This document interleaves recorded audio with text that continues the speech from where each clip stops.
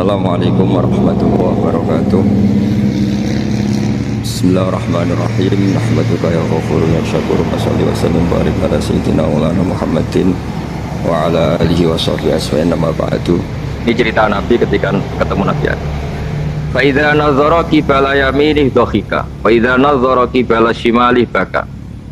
Nabi Adam ketika melihat ke kanan tuh senyum-senyum, senang sekali. Tapi kalau kau melihat ke kiri itu nangis. Lalu Rasulullah SAW tanya ke malaikat Jibril, itu siapa? Itu Adam. Dan yang kelompok di kanan itu ahli surga. Maka beliau kalau melihat senang sekali. Dan kalau yang di kiri itu ahli neraka. Kalau beliau melihat itu susah sekali. Artinya apa? Betapa susahnya jadi Nabi Adam itu. Jadi kalau misalnya ada koruptor ketangkep gitu ya, yang nangkep ya cucunya, yang ditangkep juga cucunya.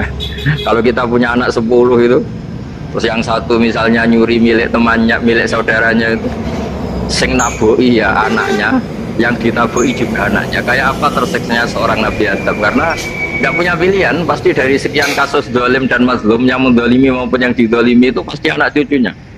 Jadi betapa susahnya seorang Nabi Adam.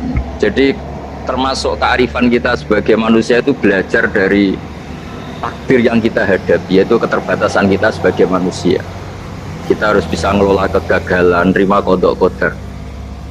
Makanya kata Mbah Mun, adanya Gus Yasin itu sering cerita ke saya, iman itu paling dhuwur itu iman kodok qadar, khairihi wa syarrihi minallah. Kita harus punya kesiapan iman khairihi wa syarrihi minallah, bahwa segala kebaikan, segala syar itu sudah digariskan oleh Allah Ta'ala. Kita bisa apa sebagai manusia? Jadi pertama Nabi Muhammad ketemu di as-sama idunya, langit paling dekat, itu ketemu Nabi Adam dengan kondisi seperti tadi. Kalau melihat ke kanan itu senyum, karena itu anak-anak beliau, turunan beliau yang ahli surga. Kalau melihat ke kiri itu nangis, karena itu cucu beliau yang ditakdir tidak jadi orang baik. Artinya kalau ada peristiwa sosial apa saja, yang satu zalim, yang satu mazlum, atau yang satu benar, yang satu atau sama-sama benar tapi salah paham, itu semua adalah cucu Nabi Adam alaihi salam. Dan itu membuat beliau kadang-kadang dohika, kadang-kadang senyum, kadang-kadang baka, kadang-kadang nangis. Jadi itu yang menjadikan tambahnya arifnya Rasulullah SAW. Saya teruskan, qultu ya Jibril man hadha, qal hadha Adam wa hadhil aswida an yamini wa an shimali nasamu bani fa ahlul yamin ahlul jannah wal aswida allati an shimali ahlun nar wa idza nazara qibala yamini dhahika wa idza nazara qibala shimalihi baka. Itu seperti misalnya kita punya anak 5, yang satu sukses jadi profesor doktor atau jadi orang alim, yang satu sekolah saja agak naik, misalnya sudah agak naik, entek dunia itu ngabiskan harta itu kan.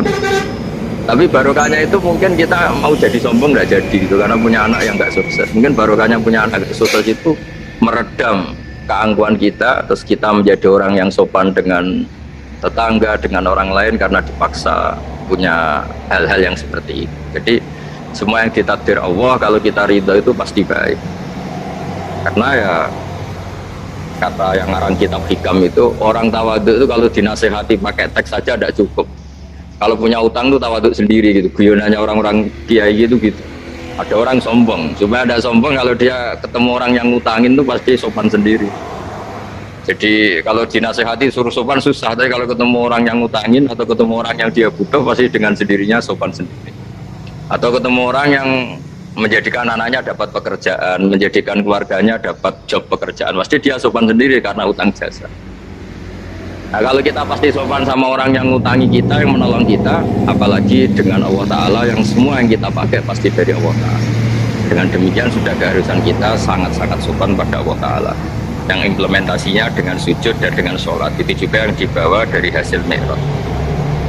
Ini saya baca teksnya ya, saya tadi jam 9 baca Bukhari di Kudus sama beberapa habaib, Alhamdulillah.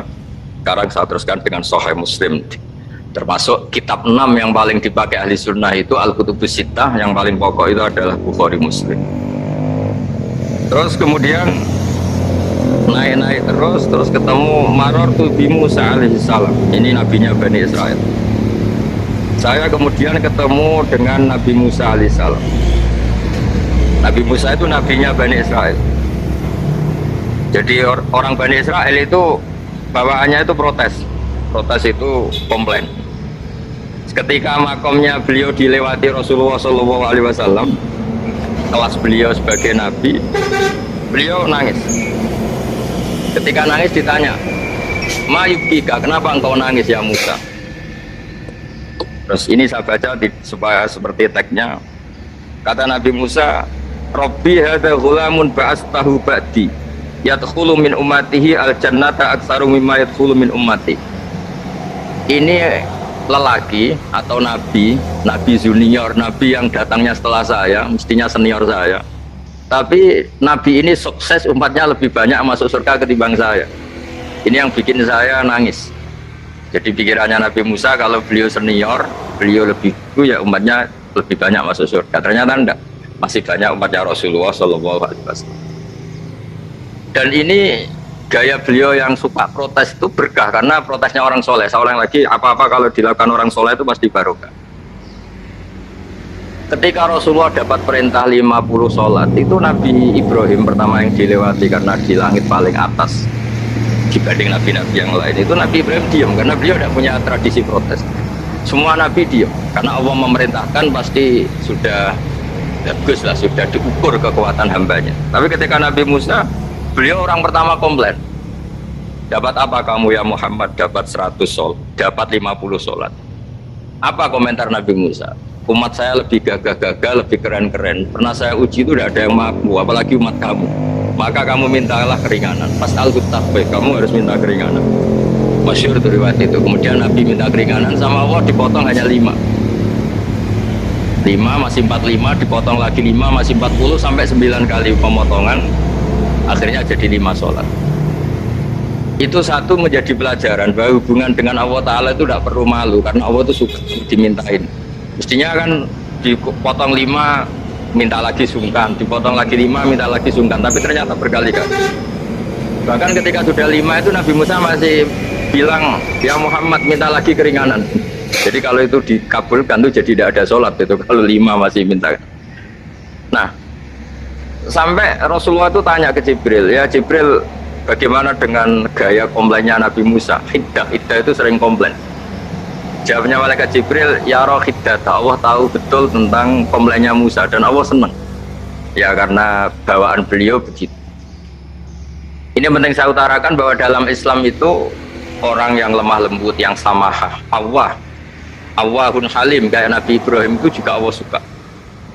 Yang suka komplain tapi demi hak, bukan demi konflik. Saya ulang lagi, demi hak bukan demi konflik, juga Allah suka. Itu kita menjadi dapat sholat yang hanya 5, itu barokahnya komplainnya Nabi Musa, karena kita yang lemah ini diukur dengan umat beliau yang kuat. Ternyata umat beliau tidak kuat. Barokahnya tidak kuat itu dipakai tolak ukur, apalagi umatmu ya Muhammad. Kemudian itu yang menjadikan Nabi sebagai orang yang sangat tawadhu, karena yang merintahkan itu senior. Meskipun kita tahu Nabi Muhammad itu Sayyidul Awwalin wal Akhirin, tapi secara lahir, secara jusmani beliau lahir paling belakang, dan secara lahir juga beliau Nabi paling terakhir. Jadi secara hukum adab beliau harus sopan. Tentu sopan itu jadi panutan kita, meskipun kita tahu hakikat beliau adalah Sayyidul Awwalin wal Akhirin secara hakikat. Nanti kita bicara lebih jauh tentang jusmani dan rohani. Nah akhirnya keturutan sampai 5 sholat yang kita lakukan sekarang itu barokahnya komplainnya Nabi Musa. Banyak di cerita-cerita kitab hadis, ketika Nabi Musa ngaji sama Nabi Khidir, itu komplainnya Nabi Musa menjadi fikih yang luar biasa, kata kitab Ibnu Hajar al-Asqalani Fathul Bari. Ketika beliau ngaji sama Nabi Khidir, kemudian Nabi Khidir itu dipinjemin perahu sama masyarakat. Sudah dipinjemin karena beliau majanan ya, dikasih gratis. Tapi di tengah-tengah perjalanan perahunya itu dilubangi. Nabi Musa komplain, "Akhirat tahali tufriqu ahla, masa kamu lubangin padahal kamu naik, nanti gimana, kamu sudah pinjem nggak bayar masih merusak lagi, itu apa-apaan." Nabi Khidir ya rileks saja, ilmu kamu belum cukup untuk menganalisis ini. Begitu juga ada 3 peristiwa yang Nabi Musa itu selalu komplain. Apa yang dikatakan Ibnu Hajar al-Asqalani itu kitab yang sangat bagus sekali. Justru dengan protes itu Nabi Musa punya kelas di atas Nabi Khidir, karena orang nggak boleh sukut alal mungkar, karena secara fikih orang itu nggak boleh mendiamkan suatu yang buruk. Kita tahu dalam aturan fikih di antara kewajiban kita adalah ingkarul mungkar, mengingkari suatu yang memang harus diingkari. Ya meskipun tentu tidak dengan sikap destruktif yang merusak dan apa, tapi yang nggak baik tentu kita ingkari. Perilaku Nabi Khidir yang melubangi perahu yang tidak miliknya, padahal yang punya perahu sudah menonton, itu perilaku yang nggak baik. Sehingga Nabi Musa protes. Justru protesnya Nabi Musa ini menjadikan beliau selalu di kelas fikih terbaik, yaitu ingkarul mungkar, mengingkari barang yang harus diingkari. Tapi tentu Nabi Khidir juga nggak salah, karena beliau punya perhitungan. Di depan nanti itu ada begal-begal, ada kekuatan yang nggak baik, yang selalu akan membegal perahu-perahu yang kondisinya sempurna.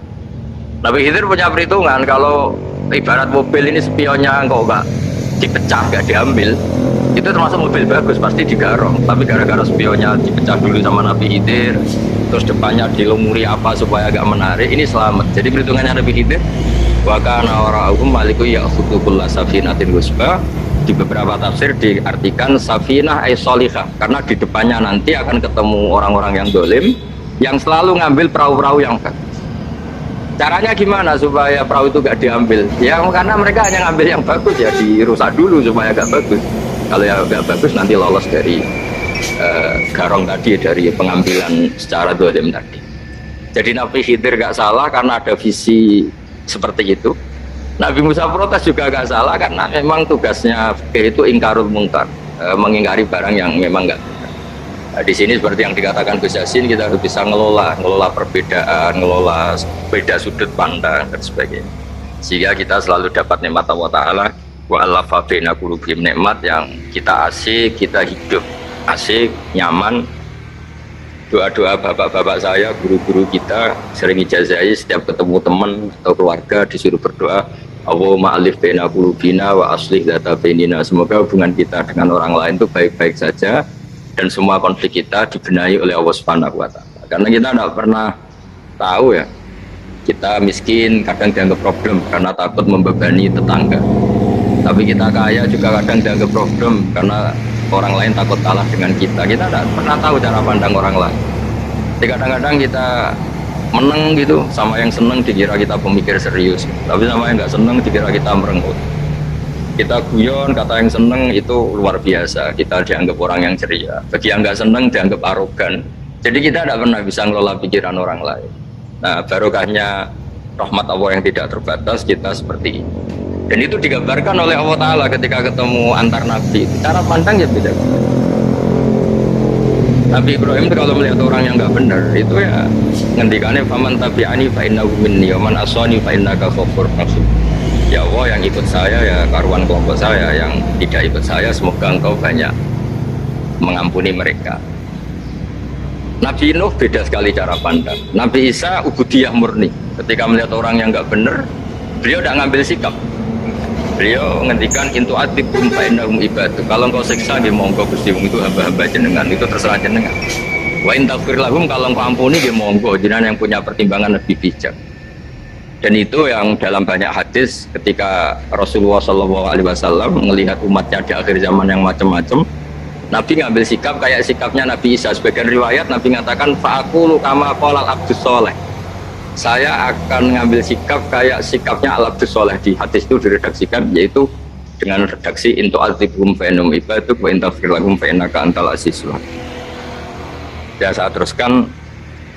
Kemudian akhirnya Rasulullah SAW sampai ke Sidratil Muntaha. Wa ra'aitu Ibrahim alaihi salam wa ana asbahu waladih bih. Ketika ketemu Nabi Ibrahim, hubungan Rasulullah itu sangat emosional. Beliau yang pertama diceritakan, saya ketika ketemu Nabi Ibrahim itu senang sekali karena ternyata saya ini cucu beliau, turunan beliau yang paling mirip beliau. Jadi ini unik, dari sekian peristiwa besar, peristiwa langit, kemudian Nabi ada hubungan emosional yang luar biasa ketika ketemu Nabi Ibrahim. Pertama yang dikatakan Nabi, wa ana asbahu waladi bih. Saya adalah cucu yang paling mirip beliau. Dan ini kita tahu akhirnya di semua syariat kita istilah resminya itu anit tabi millata Ibrahim hanifah. Di istilah resmi agama kita millata abikum Ibrahim, agama leluhur kamu Ibrahim. Kita ketika baca sholawat Allahumma sholli ala sayyidina Muhammad, terusannya juga kama sholli ala sayyidina Ibrahim wa ala Ibrahim, dan seterusnya. Kemudian yang terakhir saya cerita secara akidah Ahlussunnah wal Jamaah yang dianut oleh Imam Asy'ari dan Maturidi. Meskipun secara lahir itu Nabi ngalami pertemuan dengan Allah di Sidratil Muntaha, tapi tetap saja kita cara pandang bahwa Allah Ta'ala itu mukhalafatul hawadis. Allah tidak bisa kamu andekan di satu tempat mengalami hal-hal yang kita alami sebagai makhluk. Sebab itu sirinya kenapa di surat Isra dimulai dari subhanalladzi. Allah tetap maha suci. Maha suci itu artinya terbebas dari yang kita alami. Allah selalu mukhalafatul hawadis. Allah la yahtaju ila makarin. Allah tidak butuh tempat, Allah tidak butuh waktu, Allah tidak butuh semua. Karena Allah itu qayyum, Allah itu qiyamuhu bi nafsihi, berdiri sendiri. Allah tidak butuh aras, Allah tidak butuh kursi. Tapi eksistensi kursi yang butuh Allah. Allah tidak butuh aras, tidak butuh kursi, tidak butuh langit. Semuanya itu berdiri karena Allah. Bukan sebaliknya Allah berdiri di atas semuanya. Sehingga kita mulai kecil diajari Allah itu siapa? Al-Qayyum. Kalau bahasa kita qiyamuhu bi nafsihi, selalu berdiri sendiri. Dan Allah itu Al-Ghaniyul Mutlaq, nggak butuh yang lain. Di sini pentingnya selalu Nabi ngintikan subhanallah, subhanallah, beritanya tetap Allah itu maha suci, Allah maha besar, Allah maha agung. Dan keagungannya diantara ditandai dia punya sifat yang tidak sifat kita, dia punya keabadian yang tidak bisa kita miliki, dia punya semuanya yang tidak kita miliki. Jadi sebab itu dimulai subhanalladzi asra bi abdi lailam nan wasilam. Jadi kata subhana ini maha suci itu maha suci dari tempat, dari waktu, dari apa saja. Meskipun Allah punya adat, punya sunnah memperlakukan hambanya itu dengan logika atau bayangan yang dibayangkan seorang hamba, sehingga seakan-akan kita ini ya ketemu, seakan-akan kita bisa ini melihat, sehingga di surga disebut kita ini melihat Allah. Tapi semua ahli sunnah mengatakan tapi kamu melihat Allah itu tetap saja bila kaifin walan fisorin, tidak bisa terus menciri. Ciri itu bisa membatasi sifatnya Allah itu begini-begini, tidak bisa. Tetap Allah itu la tudrikul absar wa huwa yudrikul absar. Tapi kita bisa disebut melihat dengan kemakhlukan kita yang profan. Di surga disebut melihat, tapi bukan melihat yang kayak kita melihat antar makhluk yang terus bisa apa itu cerita detail, cerita spesifik, cerita apa, tidak bisa. La tudrikul absar. Ini hebatnya ulama-ulama kita, selalu cerita Mi'raj, cerita nazar ila wa fil jannah, melihat Allah di surga. Tapi bersamaan dengan itu selalu cerita Allah itu mukhalafatul hawadis, Allah itu laisa kamislihi syai'un. Jadi terima kasih Gajang utamanya pada Gus Yasin dan yang membantu semuanya. Barokahnya kita ketemu bisa ngaji, supaya barokah saya baca teks aslinya di Hadisil Isra, karena tadi saya jam 9 sudah baca Bukhari. Ini supaya dapat berkah saya ini baca Sahih Muslim. Begini ya, saya tak cerita karena saya baca kitab itu banyak sekali. Ini bukan dalam konteks sombong atau takabur, boten. Saya cerita baca kitab banyak itu supaya sampean tahu bahwa pikiran saya ini mamluk, dipenuhi dengan pikiran-pikiran ulama dulu, karena saya sering baca. Jadi tidak pikiran saya sendiri. Khusyuk itu maknanya takut. Ya takut itu ya maknanya takut. Takut itu ya kelas-kelasan. Misalnya saya dipanggil bapak saya, "Bah, sini." Sekedar datang ke tempat itu meskipun nggak niat nurut, saya ulang lagi, sekedar datang ke tempat beliau manggil saya meskipun nggak niat nurut, itu sudah satu poin tertentu. Karena dipanggil terus menghadap itu sudah bagus, meskipun di hati saya nanti saya bilang nggak mau, saya mau main, tapi itu sudah poin tersendiri. Karena bandingannya akbala dalam bahasa Arab itu adbaro. Adbaro itu dari kata dubur, dubur itu membelakangi.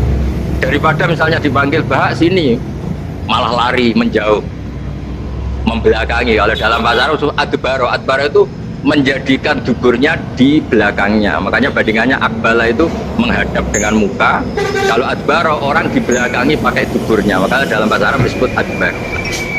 Sehingga terburuk dari seorang hamba itu adbaro, dipanggil ndak moro, dipanggil ndak menuju yang dipanggil, malah menjauh.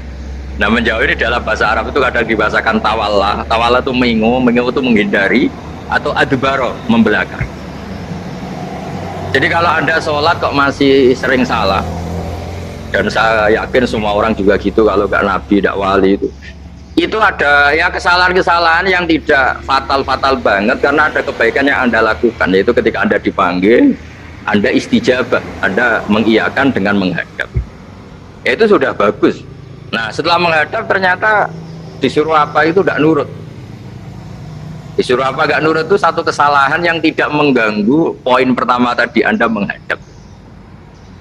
Sehingga banyak cerita di hadis-hadis ada sahabat yang zaman itu tidak soleh-soleh banget. Zaman itu ketika Nabi, saya ini mau sholat ya Rasulullah, tapi jangan diminta berhenti dari begini-begini. Beliau menyebutkan sekian kemungkaran sahabat. Nabi komentarnya itu sayan hahumayakun. Nanti kalau sering sholat lama-lama ya nggak begitu. Nah ini kelirunya kita sebagai manusia. Lama-lama juga baik itu kita kira itu terus harus sekarang gitu loh. Nah itu keliru, harus sekarang itu keliru. Bisa saja kita ini setiap sholat pasti sudah ditulis Allah nanti itu mati baik. Belalang nanti habis asar sebelum kita maksiat sudah mati, habis sisa sebelum kita maksiat lagi sudah mati. Jadi barokahnya sholat itu ada waktu yang potensi ya, potensi sholat itu akhir kenangan kita, sholat itu identitas kita, sholat itu status kita. Nah karena kita sholat itu pakai niat, niat itu komitmen. Sementara kalau Anda maksiat itu tidak pakai niat karena zalla.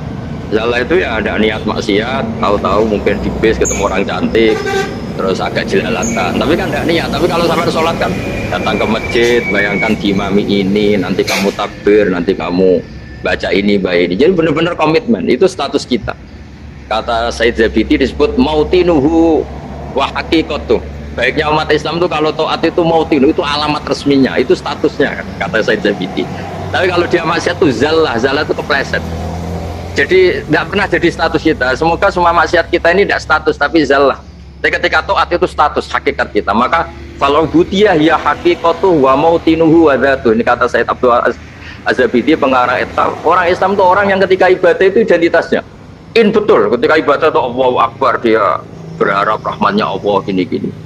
Nah ketika salah dia zallah. Dia ngantor ya ada niat korupsi, dia ingin memenai negara ini, dia nyai juga agak ingin macam-macam gitu. Ya tapi karena manusia terus ada zallah. Nah semoga semua kesalahan kita ini zallah itu ya cara Jawa kepleset, tidak mental, dan semua kebaikan kita ini mental, yaitu kebaikan yang jadi tempat kita, identitas kita, haqiqatu wa mautinuh wa dzat. Tapi jangan pernah berpikir kalau apa artinya sholat kalau kita masih melakukan kemungkaran, itu salah besar. Sholat itu wajib, dengan Anda sholat itu sudah mengurangi kemungkaran Anda karena Anda tidak melawan ketentuan Allah Ta'ala. Kayak kita orang Indonesia, meskipun kita koruptor, mau jadi KTP Indonesia sudah bagus, kita mau jadi warga Indonesia meskipun setelah itu kita korupsi dan salah, tapi lumayan jadi mau jadi warga apa? Indonesia. Orang mau sholat ternyata dia menstatuskan diri sebagai hamba Allah. Teken kontra, kalau saya ini hambamu ya Allah, anta robbi, iya karena butuh, iya karena stain. Soal salah ya salah aja ya. Sama, kita tetap warga Indonesia meskipun kita salah, meskipun kita koruptor, meskipun kita salah, tetap aja warga Indonesia yang berhak mendapat jatah makan meskipun di penjara, meskipun apa. Sama, kita ini hamba Allah yang mengakui kalau Allah itu Tuhan, kita hamba. Dan baru kaya pengakuan itu insya Allah di cerita-cerita syafaat, kalau kita dosa atau apa insya Allah dapat syafaatnya Rasulullah SAW, karena kita tidak pernah lari dari status kehambaan. Jadi yang harus dipegang, makanya status kehambaan ini nggak boleh hilang. Kita harus sering bilang Robbi, Robbi, Tuhanku yang merawat aku, yang memberi aku. Dengan demikian kita menjaga status kehambaan kita. Dan status hamba ini yang menjadikan orang layak masuk surga, yaitu fadkhuli fi ibadi, kamu harus resmi menjadi hambaku, baru ada perintah wadkhuli jannati. Kalau menjadi hamba aja nggak mau, kita punya keangkuhan, punya keinginan yang mulu-mulu, sehingga seakan-akan kita ini Tuhan, itu tidak menghamba. Kita harus fadkhuli fi ibadi, baru wadkhuli jannati. Ya, saya kira demikian, semoga ini manfaat. Banyak cerita niku riyen Kiai Khalil mengambil mantu Kiai Bisri niku nggih nyaur utang kalian Mbah Topo, mesti sering dirumat secara finansial. Bias mbake ndongane iku tenanan supaya anake Kiai Mustofa niku pinter, anake Mbah Topo niku pinter, terus dados Kiai Bisri. Niku nak diambil kesimpulan niku Kiai ndonga tenanan niku nak dirumat tenanan. Nak dirumat rapati tenanan niku ndongane ya kudune rapati tenanan. Ya ngantos sing crita niku mbah bodoni napa mboten niku riyen niku ngantos Mbah Khalil prai jamaah. Mergo makmume iku sing ngutangi. Dadi wedi nak ketemu makmume. Suwe-suwe diebrokno terus wani dadi imam malih. Terus dalam keadaan ngoten niku ndonga ra tenanan mboten mungkin. Singkat cerita terus Kiai Bisri dados tiang alim, Kiai Misbah dados tiang alim. Terus fan ingkang ditekuni niku nahwu. Wau leres sing didhawaken Kiai Said angsal gelar Sibawaihi zamani. Pancen riyen kula piyambak sering didhawuhi Mbah Mun, sering istifadah teng terjemahan Alfiyaipun Kiai Bisri riyen teng sarang. Nak belajar Ibnu Aqil di antara referensi itu tulisannya Kiai Bisri mbek Kiai Misbah. Sing sedanten niku barokahe didikanipun Kiai Khalil Harun. Kula piyambak zuriyah saking Mbah Dimyati. Mbah Dimyati riyen teng sarang keculuke putra angkate Kiai Umar Harun. Mergi wau Kiai Umar mboten gadah putra. Kula cerita silsilah sing radi serius. Dados niki waliane Gus Yofur wau mun rileks niki kula sing cerita serius. Riyen syaraté wong alim niku sinau riyen, sinau badhe niku diskusi kalian sing sak level. Badhe niku nembe ngaji. Sehingga nak ngaji kantun nyocokno niki kangge santri-santri Rodotul Thalibin. Dados kisah hal sebelum ngaji Mbah Zubair niku sinau riyen. Misalnya piyambake macane tajibu, mungkin kiai ini maca tajibus sholatu, mungkin diskusi terus kamu Mbah Zubair. Angger macane wis kembar terus berarti aku wis pinter. Karena yang memutuskan rofa nasab itu tidak kiainya tapi dia. Terus kantun nyemak. Bengi tak waca rofa kok kiai ku rofa, berarti ilmuku wis padha. Aku maca nasab kok kiai ku nasab berarti padha. Aku maca jer kiai ku jer wis padha. Nah santri-santri kan mboten ngaji mboten persiapan. Teko ngaji mbek takok halaman. Niku pun santri innalillahi wa inna ilaihi rajiun. Niku nggak bisa diharapkan. Terus kula riyen niku GR alim niku nggih alasan perkara ini sinau riyen. Dadi agar bangun maca kok mun kembarane 90% apa 80% nggih mun setengah ngalim. Kok nak salah kok sampai 90% ya goblok banget. Sakniki mboten santri sinau mboten persiapan ngaji takok halaman tok ndi. Mau menjenggai sholawat. Salam Muhammad sholli alaihi. Mboten mikir wong kiai ini maca Allahumma sholli ala Muhammad malah ngongkon kiai ini sholli alaihi itu nak diterjemahkan Allahumma sholli ala Muhammad terus dekne ngomong sholli alaihi nggih monggo jenengan maca sholawat. Wong sholli nu fil amar. Tapi wong jenenge wong ora mikir nggih. Terus niku ruwet. Terus niki kula cerita sing serius kersane jenengan pirsa bilih sing mintera wong ra bakat pinter niku nggih kangelan tenan. Riyen bapak kula nggih nah definisi wali nu ngoten kula nggih insyaallah pun mlebu lah. Mergi kula niku nggih mintera tiyang kathah. Tiyang-tiyang sing ra bakat pinter teng Gunung Kidul niku kula kathah sing kula dadekno kiai niku. Tapi mboten pinter banget pokoknya memenuhi kualifikasi lah. Mergi ceritane niku nggih sederhana. Riyen niku Mbah Khalil niku nak mulang nahwu tenan. Mergi sesuatu itu jadi mudah. Mulane cerita sing beredar nang Lirboyo niku Ja'a Zaidun, Zaid datang. Ini wonten santri pelengahan delok lawang. Gurune ngamuk. Kamu orang mana? Orang Bekasi. Kenapa pelengahan? Ya katanya Ja'a Zaidun ra'aitu Zaidan. Habis Pak Guru bohong. Katanya Zaid datang melihat Zaid, ternyata orangnya nggak ada. Contohnya Ja'a Zaidun ra'aitu Zaidan. Tapi barokahnya itu terus sesuatu itu menjadi mudah. Lah ini sing dawe Mbah Mun wae sing didawakan Gus Yofur kula jek eling dawe Mbah Mun gelem ra gelem Allah kudu gawe wong alim kok wong Jawa. Mergo wis kadung dawuh Islam iku kafatal linnas untuk semuanya. Fasibawae Farisiun, Imam Sibawae itu orang Persia. Imam Ghazali juga Tos itu Persia. Banyak orang alim dari Irak itu Babylon, itu tidak Arab. Karena Islam ini kafatal linnas. Makanya gelem ra gelem guyonane Mbah Mun niku Allah kudu gawe wong-wong koyok Warijo, koyok Kirun kudu dadi wong alim. Guling-gilingan nak Islam tidak milik orang Arab saja tapi kafatal linnas. Niku ana cara Mbah Mun. Dadi mumpun dadi janjine pangeran. Mulane sing mondok Arab nggih monggo, sing mondok pundi mawon nggih monggo, tapi Kiai Jawa tetep ndek jatah alim. Mergo niku mumpun kuota. Mumpun kuota. Terus riyen Mbah Fadl sing diceritakno Gus Yofur niku tiyang alim mboten mondok teng putih-putih teng Jawa. Mbah Sahal riyen alime nggih mondoke di antarane teng Sarang. Mergo mun jatah. Islam iki dawuh Mbah Mun kafatal linnas. Mulane Allah kudu gawe wong alim-alim sing wong Persia, wong Jawa, wong Cina. Tiyang Imam Sibawae niku mboten tiyang Arab. Mulane piyambake ra frustasi nak debat mbek wong Arab. Masyhur yen ada ahli nahwu sing tiang Arab, namine Kisai. Piyambake Sibaweh tiang Persia. Niku didu kalian seorang raja di depan umum kan maca qad kuntu adzunnu annal aqrab asyaddu las'atan minaz zambur faidan huwa hiya atau faidan huwa iya. Jadi Imam Sibaweh rofa, jari Imam Kiswai oleh rofa oleh nasab. Terus akhirnya dalam perdebatan itu antuma ro'isa baldatikuma, kamu ini ketua dua negara anda karena anda yang terbaik. Lalu famanil hakim, terus keputusan ini di tangan siapa? Kamu orang terbaik di negara kamu semua. Terus yang bilang hadil Arab, ya orang Arab semua ini kita konsensus polling. Semua orang Arab bilang Imam Kisai.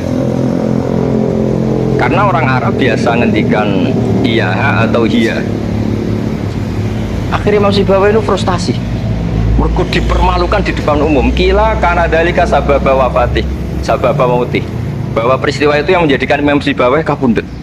Kok dipermalukan di depan umum? Imam Sibaweh keyakinannya tetap bersikeras. Setelah idza fujaiyah itu rofa karena beliau ikut fusha saja. Fa idza hiya hayatun tas'a. Faidah hiya baydha'u linadirin. Semuanya itu rofa. Beliau nggak bisa nerima konsep nasab. Terus tapi Imam Sibaweh yang ngalami dipermalukan itu jadi barokah yang sak dunya.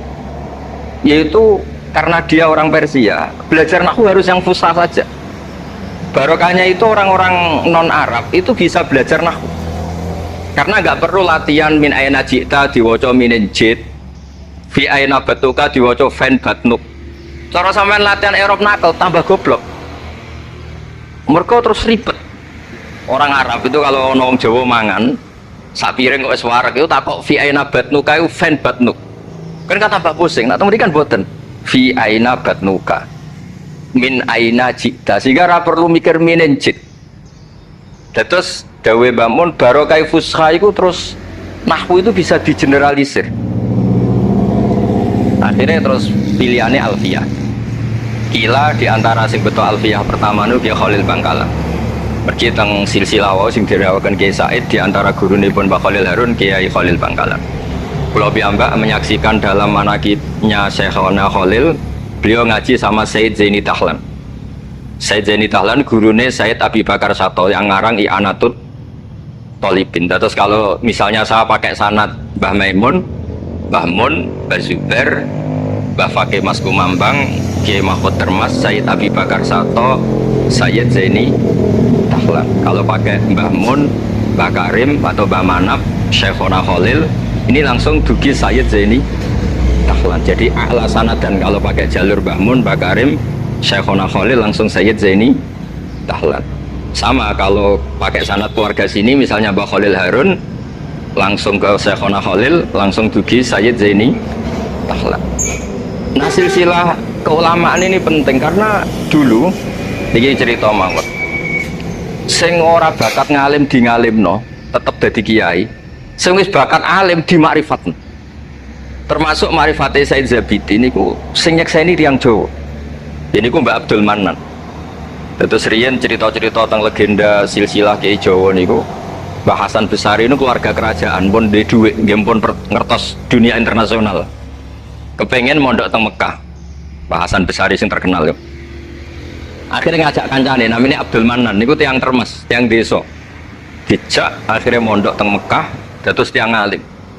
Termasuk nderekaken Said Zabidi dugi Mesir, Sahibul Ithaf. Ki Abdul Manan gak ada putra alim alama namanya Ki Abdullah. Ki Abdullah gak ada putra namanya Ki Mahfud. Dugi Kiai Mahfud niki cerita sing terkenal niku kepanggih Bang Munawir. Kila niku murid guru wakila konco. Sing jelas saingan dadi wali perkarane. Mbah Mahfud ora trimo, tapi ora trimo sae kira kalau dalam bahasa Arab gopto ta kira. Sopo sih kok ana wong sak tawafan khatam Quran. Terus sing kok tambahi Gus Sulila dadi wali ku sak tawafan khatam Quran. Mboten maca ithaf dalu-dalu seneng Gus penggane rokokan dalu-dalu maca kitab malah seneng. Kon molekan. Niku akhirnya kepanggih terus kila niku Kiai Mahfud pesen Muhammad ini kan betul teng Indonesia. Mulane Gus Muhammad akhirnya dadi kiai Quran. Di pondokno teng Termas bareng-bareng Bali Maksum, Gus Habib. Niku sedanten terus ngaji Badim Yati Termas. Kula nate diceritani Mbah Mus mriki meledake muridnya Mbah Khalil Harun di antara sebabnya niku Badim Yati Termas wafat. Terus sebagian santri-santri ageng udah ngaos teng Kasingan teng Mbah Khalil Harun. Walhasil terus Gus Muhammad itu dados ngapal Quran alim. Terus dipek mantu tiang sugih namanya Kaji Taslim. Akhirnya urip teng Betengan. Gak ada putra Ki Harir samangke wonten Gus Muhammad. Jadi Muhammad bin Harir bin Muhammad bin Mahfud bin Abdullah bin Abdul Manan. Niku pun dugi Shahibul Ithafus Sadat Al-Muttaqin. Saraipun kitab napa? Ikhya. Niku nak ngarang. Niki cerita tira. Niku nak ngarang jan luar biasa. Kitab 14 juz. Niku kabeh berilmu, boten dipenuhi cerita-cerita yang boten penting, semuanya berkualitas. Yang paling saya kenang dari, dan ini sekaligus kalau terakhir muludan nih. Yang paling saya kenang dari statement beliau, dari ngendikan beliau itu begini. Wan Nabi sallallahu alaihi wasallam wa in jalla qadru muhtajun ila rahmatihi ta'ala wa fadli. Dari cara pikiran beliau itu, umat ini setelah Nabi Isa, penggemar Nabi Isa itu salah dalam mendudukkan Nabi Isa, berlebihan sampai mengatakan Isa ibnu Wah. Yang benci juga berlebihan sampai mengatakan Isa itu waladuz zina, yaitu orang-orang Yahudi. Tapi kata Said Zabidi, hadil ummah maksumatun min dzalika kullih. Umat ini akan diselamatkan, pecinta Rasulullah SAW itu akan diselamatkan dari dosa atau kesalahan-kesalahan orang Nasrani melihat Isa. Barokahnya apa? Barokahnya sholawat. Yaitu umat ini wiridan Allahumma sholli ala Sayyidina Muhammad. Allahumma itu pemberi, Muhammad apapun jalla qadruh penerima. Sehingga kita baca sholawat itu sekaligus menunjukkan mahabbah kita ke Rasulullah SAW, bahwa beliau makhluk terbaik, manusia terbaik yang paling layak dapat asgas sholawat, asgas tahiyat dari Allah Ta'ala. Tapi tetap saja Allah ini pemberi, Rasulullah ini penerima. Sehingga umat ini tidak akan mendudukkan Rasulullah setingkat Allah. Yaitu yang disebut burdah da'mat ta'atun nasoro fi nabiyimi wahkum bima syi'ta madhan fihi wahtaqini. Pokoknya silahkan memuja Nabi Muhammad setinggi langit asal da'mat ta'atun nasoro, tinggalkan kesalahan yang dilakukan orang Nasrani. Nah itu kata Said Zabidi, cukup kowe maca sholawat, karena dengan baca sholawat berarti Allahumma sholli ala Muhammad, Allah pemberi, Nabi apapun agungnya penerima.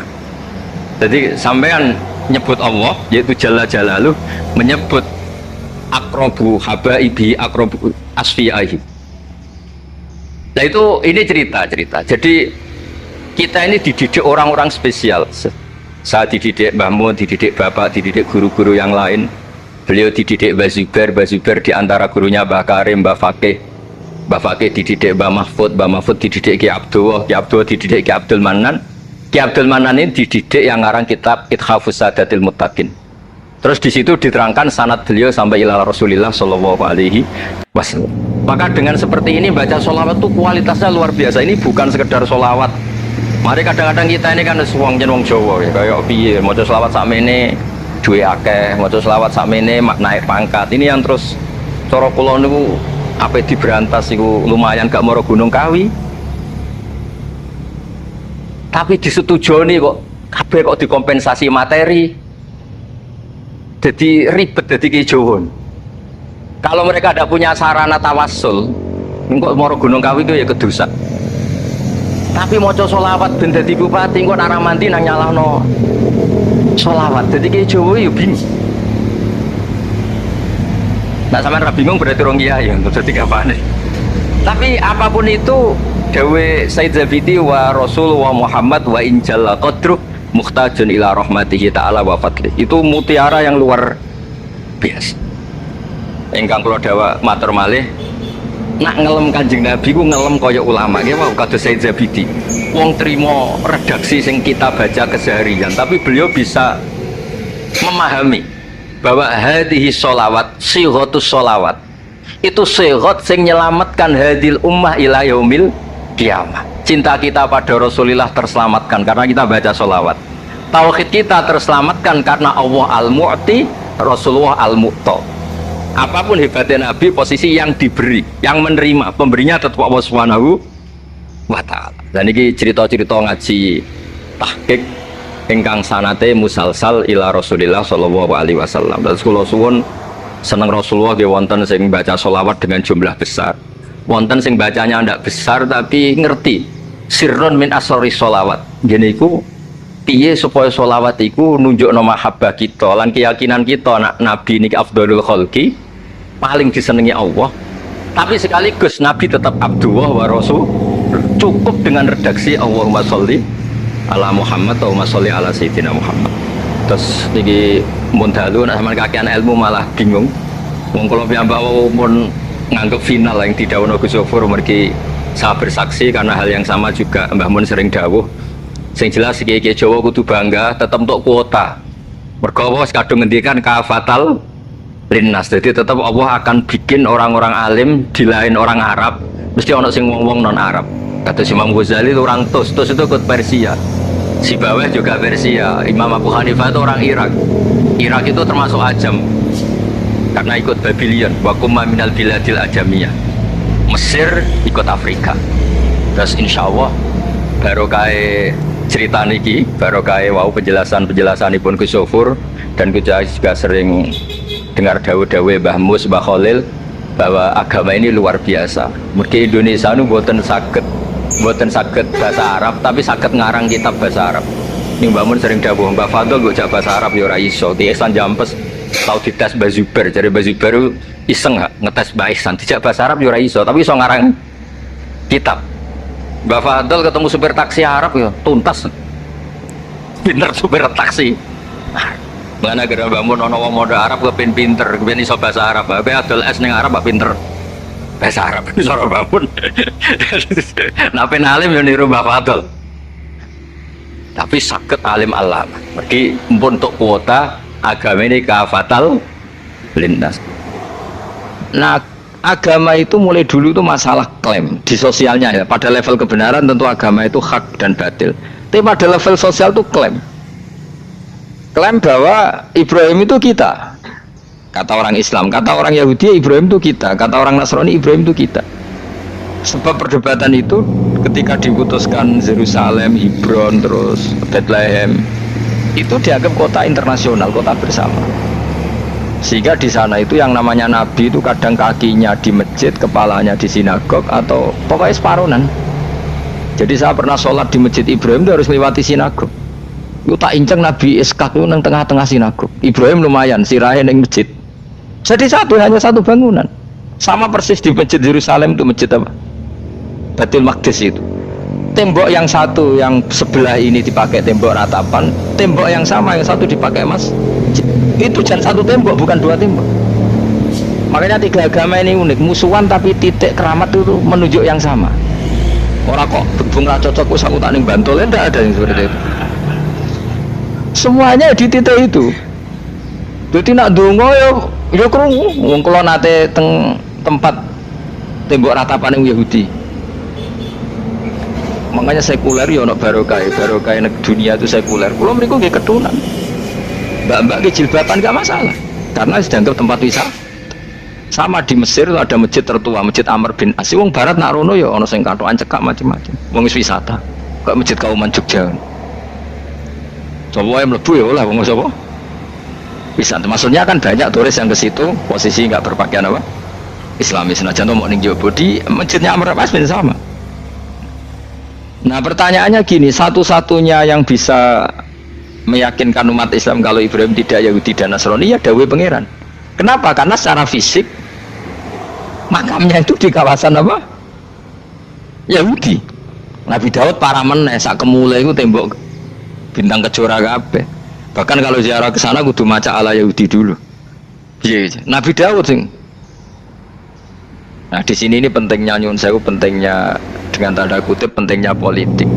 Jangan-jangan makam-makam itu terserah otoritasnya. Andai kan Indonesia itu menang Wahabi, mungkin makam-makam itu isi sentral kemusyrikan, awas bahaya. Karena yang menang aswaja ya tempat barokah. Ya tinggal yang nulis. Nah ini yang kita khawatirkan. Ibrahim mengalami seperti itu. Andai kan dulu yang menang 100% Umar atau Salahuddin Al-Ayyubi, mungkin Ibrahim itu enggak lagi ada sinagog di seputar Nabi siapa? Ibrahim, semuanya emas. Tapi sekarang enggak, karena dikuasai dunia internasional itu jalan kakinya di sinagog. Ishak malah total, Ishak itu. Yakub malah total, semua tubuhnya di sinagog, karena Yakub itu nama lainnya siapa? Israel. Ya, nama lainnya Yakub siapa? Makanya Yakub bin Ishak bin Ibrahim. Lah Yakub punya anak namanya Yahuda. Paham ya? Makanya Yahuda bin Yakub bin Ishak bin Ibrahim. Yahuda punya dulur yang liab 12, yang punya dulur liab itu 2, Bunyamin siapa? Yusuf. Ya Bunyamin Yusuf ini sakik. Yang lainnya berapa? 11. Itu 10 kan, berarti 10. Pokoknya bangsa itu berapa itu? Lah itu liab hanya berapa? Ada liab, ada apa? Sakik. Nah Yusuf nasibnya paling untung Nabi Yusuf. Orang Kristen nama Yosef sama orang Islam jenis Gus Yusuf itu banding. Ya. Daniel enggak ya? Keok ya? Sarah? Keok kita. Yusuf banding ya? Non muslim nama Yusuf banyak ya? Islam Kiai Yusuf juga banyak. Mustafa Rawono ya? Islam kabeh lah jenenge. Meskipun gak wong pilihan dek nih Mustafa sing jeneng-jeneng saya gak boten ora ono maknane. Makanya saya itu mikir. Nah terus perdebatan sejarah itu mesti mengacu ke Duriyah itu komunitas. Nabi Ibrahim itu, kita ikut partai Ismail saja ya supaya jelas ya. Ismail itu lahirnya di Palestina, di Syam, dibawa ke Mekah. Tapi man kula nu rodok setuju Islam, mari dadi utek kula niku wis rodok iku. Utek kula niku kan anut kaul sing paling akwa. Sampean anut sing tau krungu pertama kan angel dadi sambung. Tapi sudahlah, saya tak kompromi saja ikut siapa? Ismail. Ismail itu kemudian ketika Islam, saya ulang lagi, ketika Islam mengklaim juga agama Ibrahim, itu orang Yahudi mencibir. Kamu kok bilang agama Ibrahim itu alasannya apa? Kita ini yang ikut Ibrahim, kata orang Yahudi, karena kita orang Palestina, kita orang Yerusalem. Terus Nabi Muhammad memberi penjelasannya, tentu diajari Allah. Ibrahim itu pernah hidup di Mekah. Buktinya fihi ayatum bayinatum maqamu. Jejak kakinya di situ, jejak kesejarahnya di situ, yaitu istrinya pernah dibawa ke Safa dan Marwah, yaitu peristiwa Hajar nyari apa?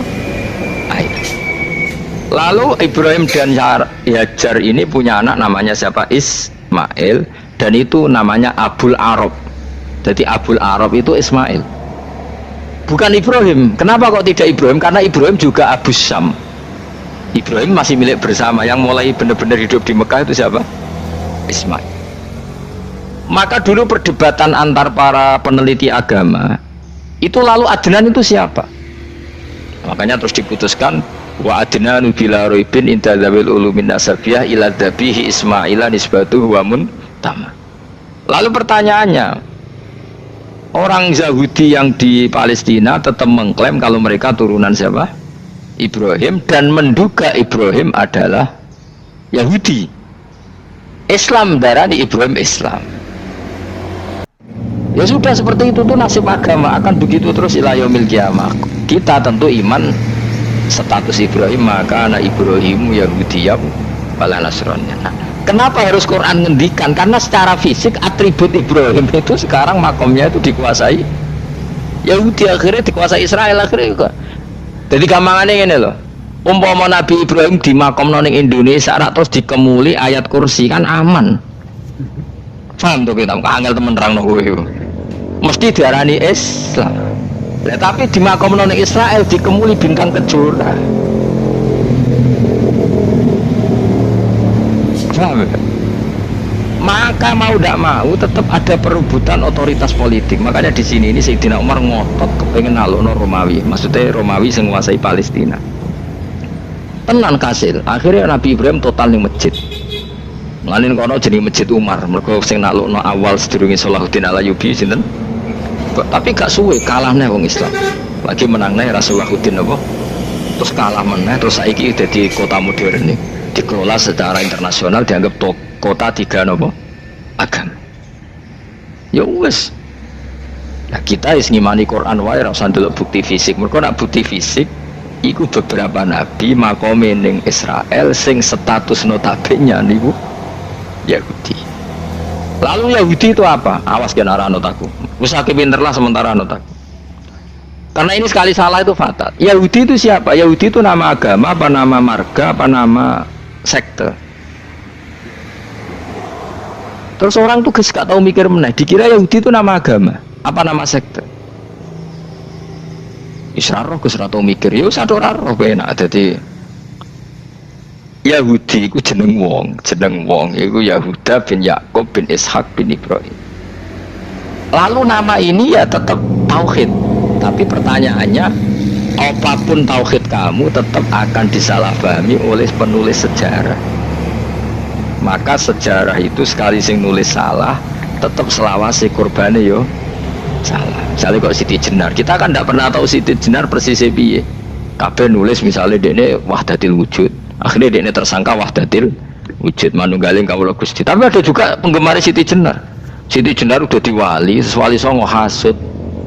Barang dipateni wangi, dan ketok elek digenti asu. Dadi sing ketok elek wali songo ning versi penggemar Siti Jenar.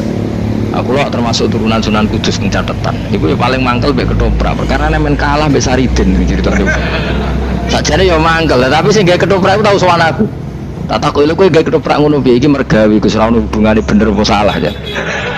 Bar sih. Ini gue cerita Saridin kali Sunan Kudus sampean kalah. Dadi iki buyutku cah ketok ya luwih kondang. Ya sudah seperti itu. Nah, khawatir kita kalau kita sudah ada hafal Quran, ada hafal hadis, nanti orang nulis sejarah itu seenak-enaknya. Makanya nyuwun sewu kados orang yang tidak ahli sunnah kan gawe film gambarannya Umar nyiksa Sayyidah Fatimah. Akhirnya ada orang yang benci siapa? Umar. Tentu kita nggak percaya itu, kita lebih percaya kalau Umar sangat menghormati Sayyidah siapa? Fatimah, Sayyidah Aisyah dan sebagainya. Nah, makanya hati-hati baca sejarah itu di sini. Karena ya sudah seperti itu. Dulu kita kerepotan kan memasukkan Kahar Mudzakkir jadi pahlawan apa? Nasional, karena ada yang cerita ini dulu pernah ikut apa itu dan macam-macam. Kita sering kesulitan melacak sejarah. Oke lah kalau, nah bayangkan kalau itu sejarah Nabi. Agama satu bilang Ibrahim Yahudi, agama satu bilang apa? Nasrani. Tapi Allah itu maha kuasa. Orang itu kalau salah mesti keterucutnya ku elek. Gue mesti roh, ke ulama kan. Ketika Nabi debat dengan Yahudi, debat dengan Nasrani itu debatnya itu lucu. Dan Nabi ditanya, Mat, kamu agamanya ikut siapa? Saya pengikut Ibrahim. Lalu Yahudi itu padahal pinter-pinter wong Yahudi kadung bakat cerdas. Tapi musuh-musuh pangeran tetap kalah. Jawabnya Yahudi gini, wah berarti kamu harus hormat saya Muhammad. Kenapa? Kamu ikut siapa agama kamu? Ibrahim. Kan anit tabi millata Ibrahimah Hanifah millata abikum Ibrahim. Berarti kamu harus hormat saya Muhammad. Kenapa? Karena panutan kamu Ibrahim itu saja pengikut Nasrani. Sejarah Yahudi orang Ibrahim pengikut Yahudi. Nabi oleh semua nang upal. Mergo petok goblok iki, kadang wong pinter ketok goblok. Nabi oleh guyu gini lah, ya kok aneh wong Yahuda bin Yakub bin Ishak bin Ibrahim. Iki padha karo muni Pak Karno pengagum Puan Maharani. Kira-kira gitu cara bahasa Indonesia. Utawa kowe mending ngene lah, Mbah Nur Salim penggemar Hasan Hasan anak kula. Utawa kowe muni Mbah Zubair penggemar Gus Yufur, kan boten mungkin. Utawa Mbah Hasyim penggemar Mbak Yeni. Jadi mereka itu keterucut ngene, Ibrahim itu Yahudi. Padahal sing jenenge Yahudi iku putune Nabi Ibrahim kok Yahuda bin Yakub bin Ishak bin Ibrahim. Mulane terus Quran turun. Quran turun oleh gojlok ngene. Ha antum haula'i hajastum fi malakum bi ilm falimatu hajuna fi ma laysa lakum bi ilm. Ini perdebatan sudah tidak fair. Muhammad berdebat secara ilmiah karena dia junior ngaku pengikut Ibrahim. Tapi kamu Yahudi Nasrani pendapat kamu tuh abal-abal. Masa Ibrahim pengikut Musa? Padahal Musa dan Ibrahim dulu Ibrahim. Masa Ibrahim pengikut Yahuda? Padahal Yahuda itu cucunya Ibrahim. Makanya Quran gue jeloke wama unzalatit tauratu wal injilu illa mim ba'di. Ya ahlal kitab lima tuhajuna fi Ibrahim wama unzalatit tauratu wal injilu illa mim ba'di afala taqil. Jadi ini penting ya, penting dalam sejarah. Tapi santri-santri sing seneng ngaji ini ku ora roh sejarah. Pokoke ngaji mlebu swarga paham ra apa itu. Orang repot ngadepi wong ngaji kan. Saya itu tidak setuju seperti itu. Oke lah mlebu swarga lah sepek-pekan kok. Tapi mbok yo paham. Tapi ra paham lah sementing mlebu swarga lah iku masalah iku. Ora tahu kepikiran li ilahi kalimatillah. Aku yo cara kon mlebu swarga mek kon paham Quran, milih paham Quran sik. Lagi mlebu swarga. Tapi kok ana sida mlebu ora mungkin paham Quran bun neraka. Kowe ku aneh-aneh. Maksudnya ku keton regani pangeran lah mlebu swarga iku keren ya mergo paham Quran. Ora kok kowe sementing mlebu. Ora paham lah. Karena ini sudah jadi menjadi perdebatan internasional. Saya itu berkali-kali ikut penelitian, makanya lah lucunya nasab itu sah. Mereka yang Yahudi kalau ditanya man huwal Yahud, huwa Ishak, huwa Yahuda bin Yakub bin Ishak bin Ibrahim. Terus diomong no Ibrahim pengikut Yahudi itu pada karo tadi kayak kita bilang misalnya Mbak Munawir pengikut Gus Najib, kan nggak mungkin Pak Karno pengikut Puan Maharani atau Gus Basim pengikut Mbak Yeni atau Mbak Nur Salim bapak saya pengikut Hasan anak saya, kan aneh. Sehingga pangeran oleh gojlek gitu. Ha antuma ulai hajastum fi malakum bi ilm. Mereka ini sudah siap berdebat secara ilmiah. Falimatu hajuna fi ma laysa lakum bi ilm. Tapi saya iki pecintane Kanjeng Nabi ku rata-rata ku ora pinter. Penting selawatan berjanji buanter. Nak darani bid'ah ngomong wis ngono terus kegiatan. Lah sing darani bid'ah padha dene wong selawatan iku tareh kok di. Kadang-kadang yo bingung. Gue sama bid'ah berjanji cara mbok terjemah ngarah darani bid'ah. Lah bid'ah ning ndi wong walam matamma min hamli syahrani ala masyuril aqwalil marwiyatu fiya bil madinati Abu Abdullah, ketika Nabi kandungannya umur 2 bulan bapaknya mati. Terus itu kan tareh. Gara-gara diwaca bahasa Arab terus koyo mantra. Lah akhirnya diarani bid'ah. Sing maca padha ora paham, maksud Allah, ya Allah. As padha dene kan aku repot pisan. Pusing aku mikir tadi. Ayo kowe ngono ta aku ana meh. Sing biyen ana mau tulis bahasa Indonesia, kok terus ketara gak. Wulida maktunan biadil inaya makulan terus ya sudah ya biasa aja tarik. Ya kan tarik terus. Ketika Said Abdullah kenapa meninggal di Abwa? Wa kana qad ijtaza bi akhwali bani Adim nataifatin nat jariyah fama kasafihim syahron saqiman yu'anu nasukmahu wa syakwa. Kenapa Abdullah meninggalnya di Abwa? Abwa itu kawasan Yasrib karena Abdullah sedang menjenguk keluarga besar dari ibunya. Keluarga besar dari ibunya, istrinya Abdul Muthalib itu orang Yasrib. Nah pas di sana di Bani Najjar sakit, terus kapun. Terus bid'ah ning ndi wong iku sejarah. Tapi mbok maca bahasa Arab. Kowe maca koyo historis Allah terus ngono wae. Ya akhirnya wong kan darani iku mantra. Mana aku nak takoki wong iku bener ndi wis padha ora bener ya ngono. Terus bener sapa sing ngalim? Wis kowe gak ngalim bener. Ya ra ngono padha benere wae. Wong sing ngritik ku krungune mantra, sing maca bos. Pusing ngomong terangno kowe. Problemnya agama itu seperti itu yang diikuti orang banyak. Itu di makamnya Nabi Dawud itu ya sudah wiridan ala Yahudi sama sekali. Saya sampai nangisi Nabi Dawud karena makamnya itu total dirawat ala mereka. Jogja juga ngalami gitu, Jakarta, Rembang nanti juga ngalamin gitu. Banyak raja itu wali tapi waris-warisnya sudah nyuwun sewu orang abangan, terus misalnya dikasih sesajen orang ono yasine tapi mono sesajene, mau apa kalau makamnya memutuskan seperti itu, penjaga makamnya itu. Lalu kita ada di wali, mau anak putumu, muridmu wali, nah orang repot, guri-guri itu kayak saja. Itu di Gunung Kawi itu ada makam santri, tapi di Gunung Sugihan dia aja sih. Gue rugi nangis tenan.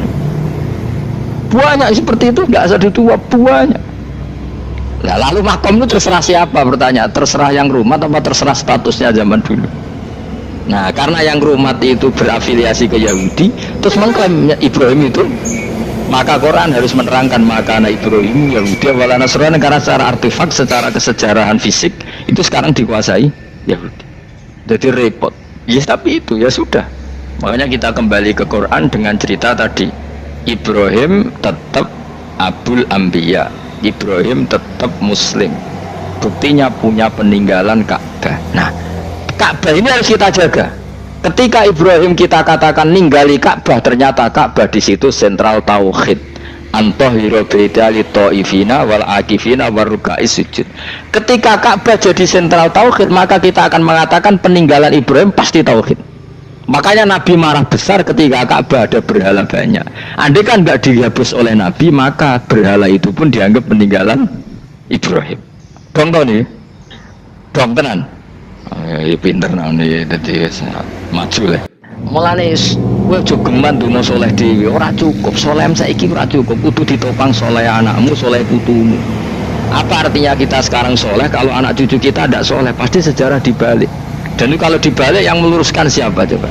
Ya coba yang bisa menjawab siapa coba? Misalnya soben terus ya sudah ditulis kacau lah kacau. Saya tidak bisa bayangkan.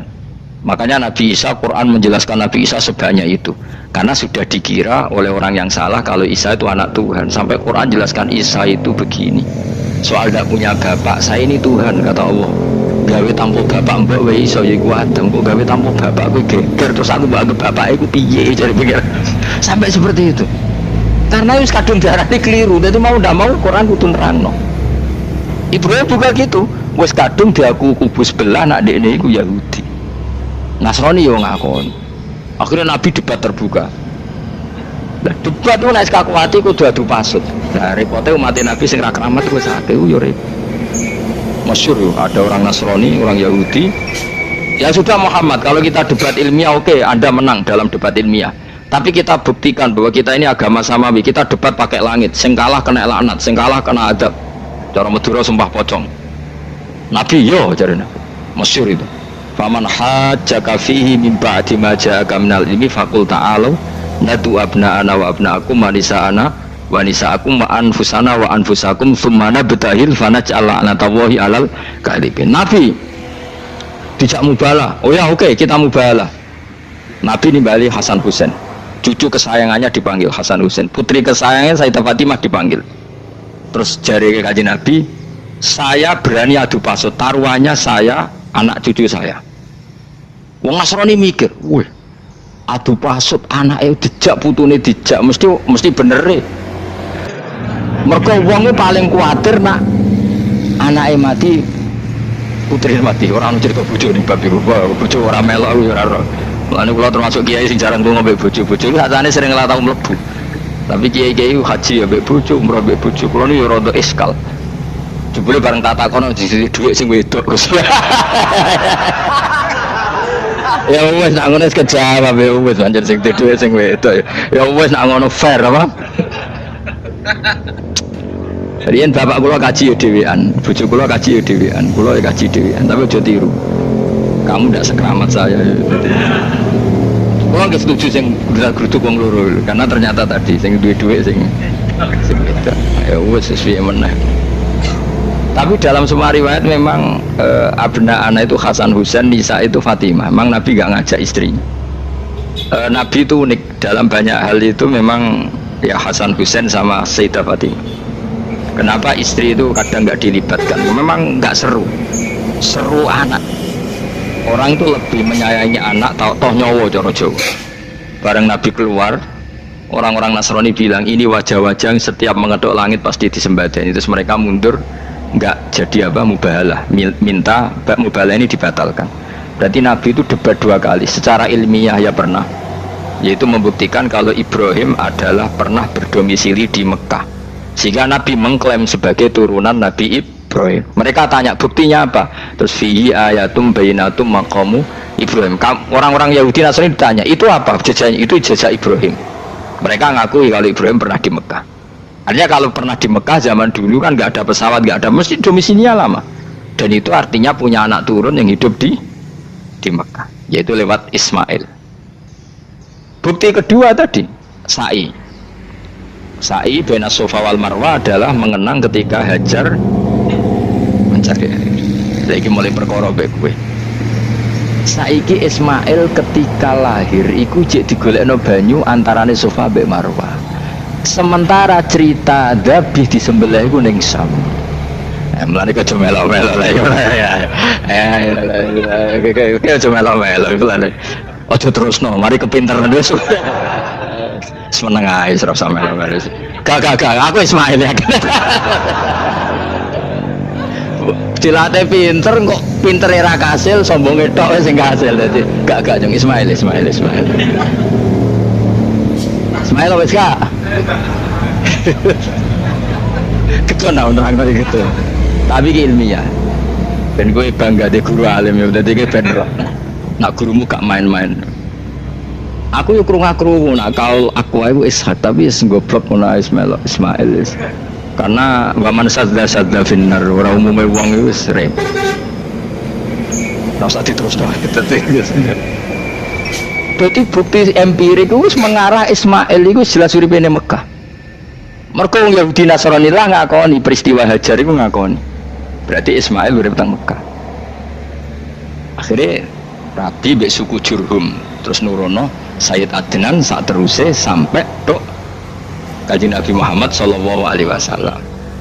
Mulane dibak utawa manakib utawi napa? Berjanji. Niku pertama sing disebut abtadiul imla bismillah terus wa ba'du fa'aqul wa Muhammad bin Abdillah. Kenapa dibak berjanji lah ya. Kenapa nerangkan nasabnya Nabi Muhammad? Karena yang dipertanyakan Muhammad jadi Nabi turunannya siapa? Karena syarat Nabi itu harus turunan Nabi. Makanya berjanji nerangkan wa ba'du fa'aqul wa Muhammad bin Abdillah bin Abdul Muttalib wasmuhu Syaibatul Hamdi Khumitat Khisaluhus Saniyah. Dan masih terbukti di Ka'bah itu ada pintu namanya pintu Babu Bani Syaibah, yaitu nama lain dari banyak Kanjeng Nabi. Terus diterusnya sampai wa'adnanu bila raibin intadzawil ulumin nasabiyah ila dzabihi Ismail. Itu partaimu. Mereka berjanjilah darani dzabihu Ismail. Alhamdulillah jadi terus kowe menang. Kenapa? Ya itu tadi sajane mbok diterjemah yang ini ketahuilah bahwa Muhammad punya bapak Abdul punya bapak Abdul Muthalib punya bapak Hashim nama lainnya ini bin Abdi Manaf sampai ada. Ketika diterjemah itu jadi mantra atau jadi buku sejarah. Nambah waca Arab terus kira paham mantra. Mulane sing ngaramno ya bener manjen suarane suara mantra. Sing ngalalo ya bener karena itu sudah apa? Sejarah. Nah khilaf seperti ini sudahlah kita abaikan saja, kita suka damai, tidak suka konflik. Biasalah seperti itu. Tapi yang jelas perdebatan antar para nabi itu seperti itu. Akhirnya Nabi Muhammad ngurusno itu. Bukti Ismail itu pernah hidup di Mekah, adalah lahirnya di sini, pernah mengalami peristiwa ini. Dan sisa-sisa Ibrahim ada fihi ayatum bayinatum maqamu Ibrahim, yaitu batu yang pernah diinjak Nabi. Nah kenapa itu mesti Ibrahim? Karena nak wong biasa gak mungkin nginjek batu kok sampai bekas. Jajal kowe nginjek nganti bolak-balik. Itu mukjizat, wong batu diinjek kok bekas. Terus Ka'bah sebagai pewaris Ibrahim ditulisi kalimat-kalimat tauhid sehingga kepastian Ibrahim itu bapak tauhid. Makanya Nabi Riso ketika bidirinya Ka'bah ada banyak berhala, nanti dikira berhala ini syariatnya Nabi Ibrahim. Makanya lah ketika berhala banyak, Nabi gak mau madep Ka'bah, nanti dikira nyembah berhala. Maka sama Allah dialihkan disuruh madep Baitul Maqdis. Ketika berhala dihilangkan, Nabi baru disuruh madep Ka'bah. Jadi perdebatan ini atau ilmiah ini harus kita kaji, kita pahami. Karena kata Allah, antum haula'i hajastum fima lakum bi ilm falimatu hajuna fima laysa lakum bi ilm. Nah iswani debat kudu datane data ilmiah. Sementara mereka darani Ibrahim pengikut Yahudi, padahal Yahudi itu putu Nabi yaitu Yahuda bin Yakub bin Ishak bin Ibrahim. Mestinya kan bahasanya Yahuda pengikut Ibrahim, mau jadi wali Ibrahim pengikut. Lah Nabi bener ketika takoi Muhammad kamu ikut siapa? Saya ikut Ibrahim. Kan normal kan? Kalau junior ikut, mereka enggak. Ibrahim pengikut Yahuda. Ya mau perkara Pak Karno pengikut Puan Maharani. Mbah Hashim pengikut Mbak Yeni, kan kacau kan. Lah itu terus Allah gojlok tadi Muhammad kekasihku wis debat secara ilmiah tapi kamu tidak ilmiah. Makanya lima tuhajuna fi Ibrahim wa ma unzilatit Taurat wal Injilu illa min ba'di. Kok Ibrahim mbok arani Yahudi piye? Wong penanggalan Yahudi misalnya dimulai kok Taurat. Taurat Musa iku generasine sause Ibrahim. Tapi Ibrahim mbok arani pengikut Musa. Dong ya. Jadi itu masalah-masalah. Tapi ayat-ayat ngono iku ora populer. Kowe seneng ayat populer ya poligami fangkihu ma tobalakum. Kowe iku sing ora alim lah wabal. Mergo di kepentingan apa? Poligami. Mbek wong sing seneng keramat, senengane dalil wa may taqila Allahu makhraja. Tekan dadi wali kepingine untuk duit yang enggak terduga. Udah diuteke ku duit. Padahal syarat saya wali ku ora pati seneng duit. Lah kowe kepen dadi wali ben oleh duit. Jadi wis kenapa menjadi wali ben bayar zuku min haitsu la yahtasib. Jadi uteke wis elek. Jadi institusi wali wae duwi. Jadi aku wali para pangeran rezeki teko min haitsu. Mulane kira bakal dadi wali, merutek kemjek ngono ora bakal dadi. Ayo saiki Ismail wis sak. Ismail. Aku ya getun kadang alim kadang getun perkarane nyulayani apa? Mainstream. Tapi cara kula ya Ismail sudah tak bilang apa? Ismail. Apa? Ismail Ismail. Nak cacile kan boleh seguri. Yang jelas bahwa Ismail atau Ishak kaulani ono pendapat. Ya sudah. Pokoknya arah Ismail ya Ishak. Tapi kabeh kitab itu menjadi setuju Ishak tapi ben kok. Aku kadang ya aduh matane wontenan. Ya sudah pokoknya kaulani ya Pak. Ada dua pendapat yaitu Ismail atau Ishak atau malah kita alime to kowe. Ada dua pendapat to. Jadi kesane macane kitab akeh ngono. Gak ngerti mau hasil ngaji ke bengi. Aduh matane wong guys. Sabar. Ismail wis ya. Sekawe Ismail. Soale malah sing nguri. Wa tarakna alaihi fil akhirin salamun ala Ibrahim. Nah, kemudian Allah menitahkan Ibrahim pasti kamu dikenang secara baik. Maksudnya tadi tiga agama semuanya mengklaim Ibrahim itu bagian dari itu. Jadi semua agama mengakui siapa? Ibrahim. Lah yo mbok gedhingi koyo ngono kersane pangeran panjenengan Ibrahim diakui tiga agama kan yo repot. Lah iya kowe ra cocok Ibrahim diklaim Yahudi, diklaim Nasrani, tapi kersane Allah Ibrahim itu orang atau sosok yang dipuji tiga agama. Ya khusus kersane pangeran. Ini jelas kalau bersaksi betul di Hebron itu ada makam Ibrahim, Ishak, Yakub. Yakub karena nama lainnya adalah Israel, total di sinagog. Meskipun kita tetap kita pasti yakin kalau Yakub itu nabi dan tidak ada sangkut pautnya dengan keyahudian, maka kita statusnya mengikuti Quran saja. Kalau status artefak atau fisik itu tinggal sing gawe makom. Gitu.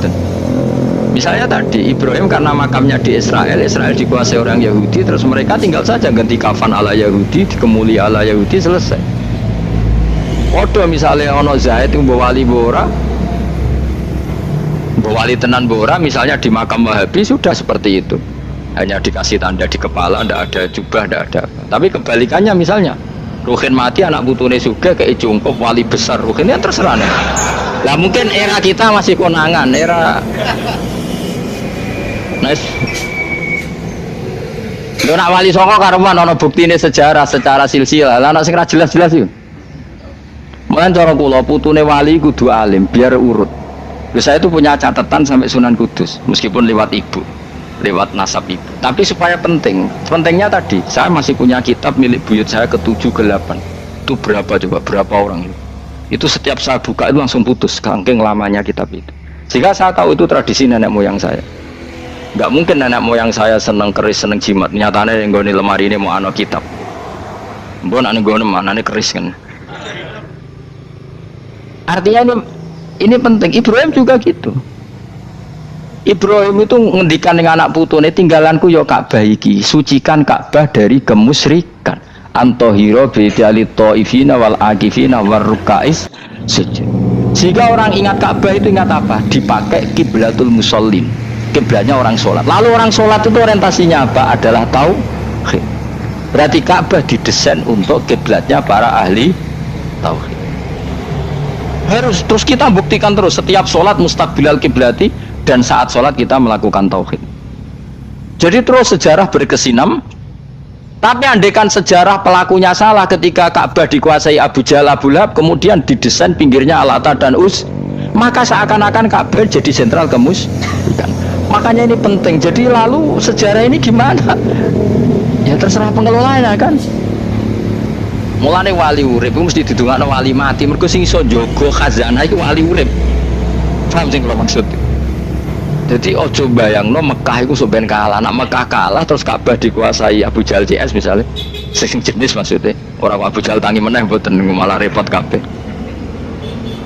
Dan di sini ini pentingnya Quran. Alhamdulillah wong Islam diwarisi oleh Allah Quran, kitab la yatabaddal wa la yataghayyar. Kitab yang enggak akan rubah, yang enggak ada matinya. Sehingga suatu saat misalnya Ka'bah kok pinggirnya berhala, kita tetap nganggep itu tradisi yang salah. Mergo sing jenenge Ka'bah iku antahira bidali thaifina wal akifina war ruka'is sujud. Ka'bah adalah tempat yang harus steril dari salah guna, dinggo kemus. Jadi barokah Quran sebagai teks yang enggak hilang. Kalau suatu saat ada perubahan tidak seperti yang kita saksikan sekarang, kita ngikuti Quran. Misalnya Ibrahim, senajan to makamnya di sinagog misalnya, Yakub makamnya di sinagog, kita tetap yakin mereka adalah ahli tauhid. Nabi Dawud yang diklaim sebagai King Dawud, King David, makamnya di Israel, terus diatributi ala Yahudi, kita tetap yakin huwa nabiyun, beliau adalah nabi, beragama tauhid. Berdasar apa? Ya berdasar penjelasan al. Kalau berdasar empirik artifak ya terserah yang bikin. Dan ini ya di mana gue syukur ngaji sampai roh kau lurum Ishak Ismail wes ya sopo to sing mesti siapa Ismail mau baru Ismail gak konsisten ben gue supaya anut wong akeh jangan anut wong akeh wis ngene padha ora roe wa tarokna abqaina ali fil akhirin sanan pengalaman hasanan kang bagus salam untuk keselamatan minna sanging kita maksudnya sanging Allah ala Ibrahim ngatasi Ibrahim kadhalika mengkon-kono kabeh kama jazina kaya malas ingsun kabeh naji malas ingsun al muhsinina ing pira-pira wong sing nglakoni kaapian li anfusi maring awak dhewe wong akeh.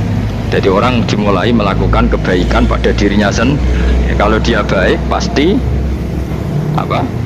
Orang lain merasa kebaikan. Misalnya kayak apik mesti kepen sedekah, orang lain yang untung. Kamu baik pasti ingin menyebarkan kebaikan, orang lain pasti untung. Inna usataman Ibrahim iku min ibadina al-mu'minin. Saking pira-pira kawula ingsun al-mu'minin kang mukmin kabeh. Wa basyarnahu. Lan ngekeki berita gembira ingsun hu ing Ibrahim bi Ishaq kelawan tak kaya anak Ishaq. Ustudillah digawe dalil apa bidzalika kelan dawu Ishaq ala anadzabiha ing atase sak temene sing disembelih kuwi ruhul yani Ishaq. Lho dadi ana kaul sing darani pokoke ora Ishaq. Ora Ishaq sapa? Ya Ismail. Jadi Imam Suyuti ngotot Ismail, sing nyarai Jalalain Imam Sawi ngotot Iska. Iki partai Jalalain apa Sawi? Yo Jalalain kaose kadung kaos Jalalain dulu. Yes pokoknya nara Ibrahim kan agak Ismail ya. Iska tidak mungkin yang lain iku wae sing ngono kok ribet. Sing jelas niku ana sing disembelih. Jenenge nara Ibrahim, sapa? Ishak, Ismail. Sing nyembelih jelas Ibrahim, nanti ku jelas. Aduh, repot. Jadi wong alim dadak. Mulai kula nate maca mobil mangkal nganti saiki. Susah dadi wong waras, tangan-tangan kok. Ya ono bener e. Lah wong gendeng ora tau mikir. Jadi aku tahu dendam mbek tulisan mobil mesti tok-tok. Gelem ra gelem kan maca ning ngarepe. Susah dadi wong waras. Aku pertama eskal, engko waras kok susah, tanganan iya, wong gendeng kan gak tau mikir. Mulane kaya nak susah berarti parah. Nak tau mikir berarti. Jadi mau nak roh khilaf berarti wong alim, nak roh khilaf berarti wong orang alim. Saiki wis roh khilaf berarti masa Rasulullah jadi nabi itu 23 tahun. Terus sampean ingin ngaji paham dalam 1 jam, itu keangkuhan Ustaz. Jadi Rasulullah itu jadi nabi itu 23 tahun. Tapi orang ingin memahami Islam, nyewa kiai, diatur lagi itu kalau nggak pernah sepuh itu dosa, itu jelas itu. Itu 1 jam ingin paham. Saya punya sekian cerita, ini Maulidur Rasul Shallallahu Alaihi Wasallam. Itu dulu zaman Nabi itu ada ayat yang Jibril jauh-jauh dari langit turun ke bumi hanya membawa 1 kalimat. Sehingga syarat seorang mufassir itu termasuk tahu pertanyaan kalimat apa yang hanya 1 diturunkan Jibril, yaitu kalimat minal fajr. Jadi dulu awal-awal Islam itu ada ayat kamu makan wakulu washrobu hatta yatabayyana lakumul khaytul abyadu minal khaytil aswad. Jadi kalau malam puasa itu orang boleh makan selagi melihat benang putih sama benang hitam itu belum kelihatan. Tapi kalau sudah kelihatan mana yang hitam, mana yang putih, berarti otomatis imsak. Itu sahabat entah saking lugunya, itu ya benar-benar pasang benang hitam sama putih, dia makan. Nanti 1 jam dari makan misalnya diintip lagi, kok belum kelihatan, makan lagi. Mungkin yang istrinya cantik ya kumpul istrinya lagi, kalau tidak cantik ya sudah tidak usah mungkin gitu. Sampai itu jadi perilaku sahabat berhari-hari. Ketika dilaporkan ke Rasulullah itu tertawa-tawa, kok ada begitu. Baru Jibril datang menerangkan minal fajr. Jadi benang hitam artinya masih malam, benang putih maknanya sudah fajar shadiq. Itu lama sekali. Saya terus mau cerita tentang sanad ilmu. Jadi Nabi itu 23 tahun. Dan itu tidak gampang, ada fasenya. Bahkan ada fase Nabi itu harus as-sukut anil munkarat. As-sukut anil munkarat itu diilmoni oleh pakar-pakar usul fikih. Apakah as-sukut anil munkarat itu berarti mengekrori kemungkaran? Apa takhirul bayan? Saya ulang lagi pakai bahasa Indonesia. Ketika ada kemungkaran, Nabi diam. Itu diamnya karena nyari momen untuk ngandani, atau memang diam itu dengan tanda kutip jangan-jangan dianggap ikrar. Makanya ulama usul fikih itu berdebat. Diamnya Nabi ketika melihat kemungkaran di awal Islam itu karena ada ma huwa aham, ada yang lebih penting, yaitu menerangkan tauhid, atau takut itu menjadi satu momok bagi mereka karena Nabi dianggap coro Jawa itu dianggap kecangkeman, sidik-sidik ngeloroi. Nah, perdebatan ulama dalam seperti ini itu penting sekali karena nanti menjadi satu rumus ilmu. Saya berkali-kali berpikir gini, misalnya Anda punya keponakan atau punya anak pacaran, ada Pak D yang keras sekali, mesti marah. Itu nanti ponakannya nggak sempat dikandani karena main saja nggak berani, mesti Pak D ini marah.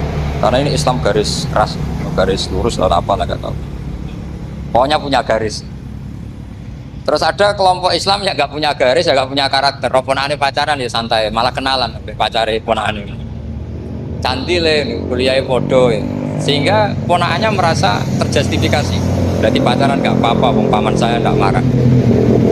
Natijahnya pasti sama.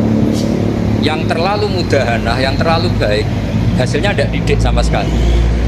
Karena seakan-akan mengakui bahwa itu tidak apa-apa. Yang keras sekali hasilnya juga sama, nggak didik sama sekali karena dolan we rawani, kapan didiknya? Nah kira-kira seperti itu. Yang nggak mau berteman sama orang-orang maksiat juga hasilnya sama, meskipun atas nama kebenaran. Aku mau kancan nang maksiat, motori. Hasilnya sama, nggak mau mendidik. Tapi yang mau ngancani juga bahaya kalau terlalu keseringan karena jute aku kenal kiai iki ratu diloroi, berarti gak popo kan gitu. Nah ini PR besar dalam umat Rasulullah Shallallahu Alaihi Wasallam. Tadi saya diceritani Mbah Jamal berjuangnya di sini, nata dari kampung yang macam-macam menjadi kampung baik. Dulu saya Duki di Lasem ya gitu. Mbah Mun dulu ya sarang dihimpit 2 kampung yang masalah. Tapi lama-lama terus jadi kampung yang baik lewat tarbiyah, lewat biasa. Maka ketika kemungkaran kita biarkan, itu namanya apa? Namanya itu kalau dalam usul fikih itu takhirul bayan. Apa? Mengundurkan memberi apa? Penjelasan. Karena sekali tidak dengan definisi ini nanti takutnya dianggap al-iqrar alal mungkar, dianggap ngakui kemungkaran. Nah, saya termasuk orang yang sangat usuli ya, sangat memahami Quran, hadis itu cara disiplin ilmu usul fikih. Kenapa itu satu keharusan begini logika? Saya ulang lagi, Nabi jadi Nabi itu 23 apa? Itu yang menyokong beliau jadi Nabi itu orang Nasrani dan orang Yahudi. Karena itu satu-satunya perangkat yang harus dipakai. NU belum ada, sama nggak usah GR bela Nabi, NU pas itu belum ada. Maulid Nabi itu yang kangelan tuh Abu Lahab, bukan pengurus NU. Sampai sekarang dalil Maulid itu masih pakai Abu Lahab. Jadi ini ya NU itu termasuk organisasi yang luar biasa. Abu Lahab itu jadi dalil. Jadi Abu Lahab dengar kalau iparnya, Abu Lahab itu iparnya Aminah, iparnya Sayyidah siapa? Dengar Aminah lahir nggak punya suami, saking senengnya candalemnya beliau Mbak, itu dimerdekakan. Ya setidaknya untuk hari Senin tak sebut beliau karena pas soleh. Nanti Selasa Rabu sedangkan itu dimerdekakan. Saya yang kiai kecil saja nggak bayangkan kalau pagi-pagi tidak punya anak dalam, yang bikin kopi siapa, yang mencucikan siapa, yang nyapu rumah. Tapi Abu Lahab saking senengnya punya ponakan itu dikasihkan, sudah Suwaiba kamu pakai saja, sudah biar melayani kamu, ngurusin kamu. Jadi saya bayangkan hari itu Abu Lahab itu mungkin bikin kopi sendiri, nyapu sendiri demi. Nah itu sama Allah dikenang sehingga yukhaffafu anhul adzabu yaumal isnan, itu masyhur. Idza kana hadza kafiron jaa dhammuhu bitabat yadahu fil jahimi muhal lada ata annahu fi yaumil isnaini daiman yukhaffafu anhu lisururi bi ahmada famadzannu bil abdil ladzi kana umruhu bi ahmada masruran wa mata muwahhida. Ini Abu Lahab yang kafir, hormat Maulidur Rasul saja dapat takhfiful adab, apalagi yang mukmin. Jadi itu satu-satunya dalil maulid, itu dalilnya Abu Lahab. Ya makanya terus kita itu dibully sama kelompok sebelah, dalil kok Abu Lahab. Tapi saya pastikan awal Islam itu yang menjadi perangkat nubuwah itu hanya Yahudi dan Nasrani. Karena yang lainnya nggak tahu Nabi itu apa. Saya beri sedikit cerita, Nabi itu umur anggap saja kita ikut kaul yang 12 tahun saja. Sebetulnya ada beberapa perdebatan, ada yang bilang 9, ada yang bilang 12. Tapi yang debat tidak usah didengerin, sama-sama nggak tahu kok ngotot. Kadang orang debat ya lucu, sama-sama nggak tahu kok ngotot. Anggap saja 12. Nabi datang ke Syam, Syam itu ya sekitar Syria, Lebanon, Palestina itu Syam. Itu pertama yang tahu kalau beliau Nabi itu ya rohib. Rohib itu terjemahnya ya pendeta. Rohib, Bukhairah nemuin Abu Thalib, itu siapa? Ini anak saya. Terus ditanya lagi, ini siapa? Ini anak saya. Sampai 3 kali. Terus sampai Abu Thalib itu agak tersinggung. Memangnya masalahnya apa kalau dia anak saya?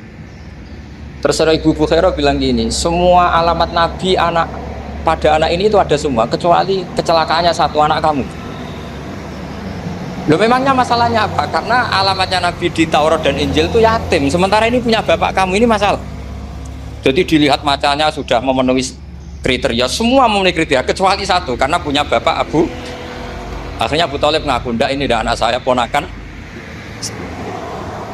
Akhirnya diketahui kalau ini benar-benar calon. Pertama yang tahu siapa? Pendeta. Karena yang punya khazanah kitab samawi itu ya para orang Nasrani dan Yahudi. Sehingga Al-Quran meskipun pada akhirnya ngeritik Yahudi Nasrani, dikatakan Yahudi dan Nasrani. Karena satu-satunya yang masih punya kitab samawi itu Yahudi dan Nasrani, meskipun sebagiannya sudah dirubah-rubah. Alamat pertama itu seperti yang diceritakan di berjanji Afi Aini, matanya dilihat. Terus perlakuan pohon.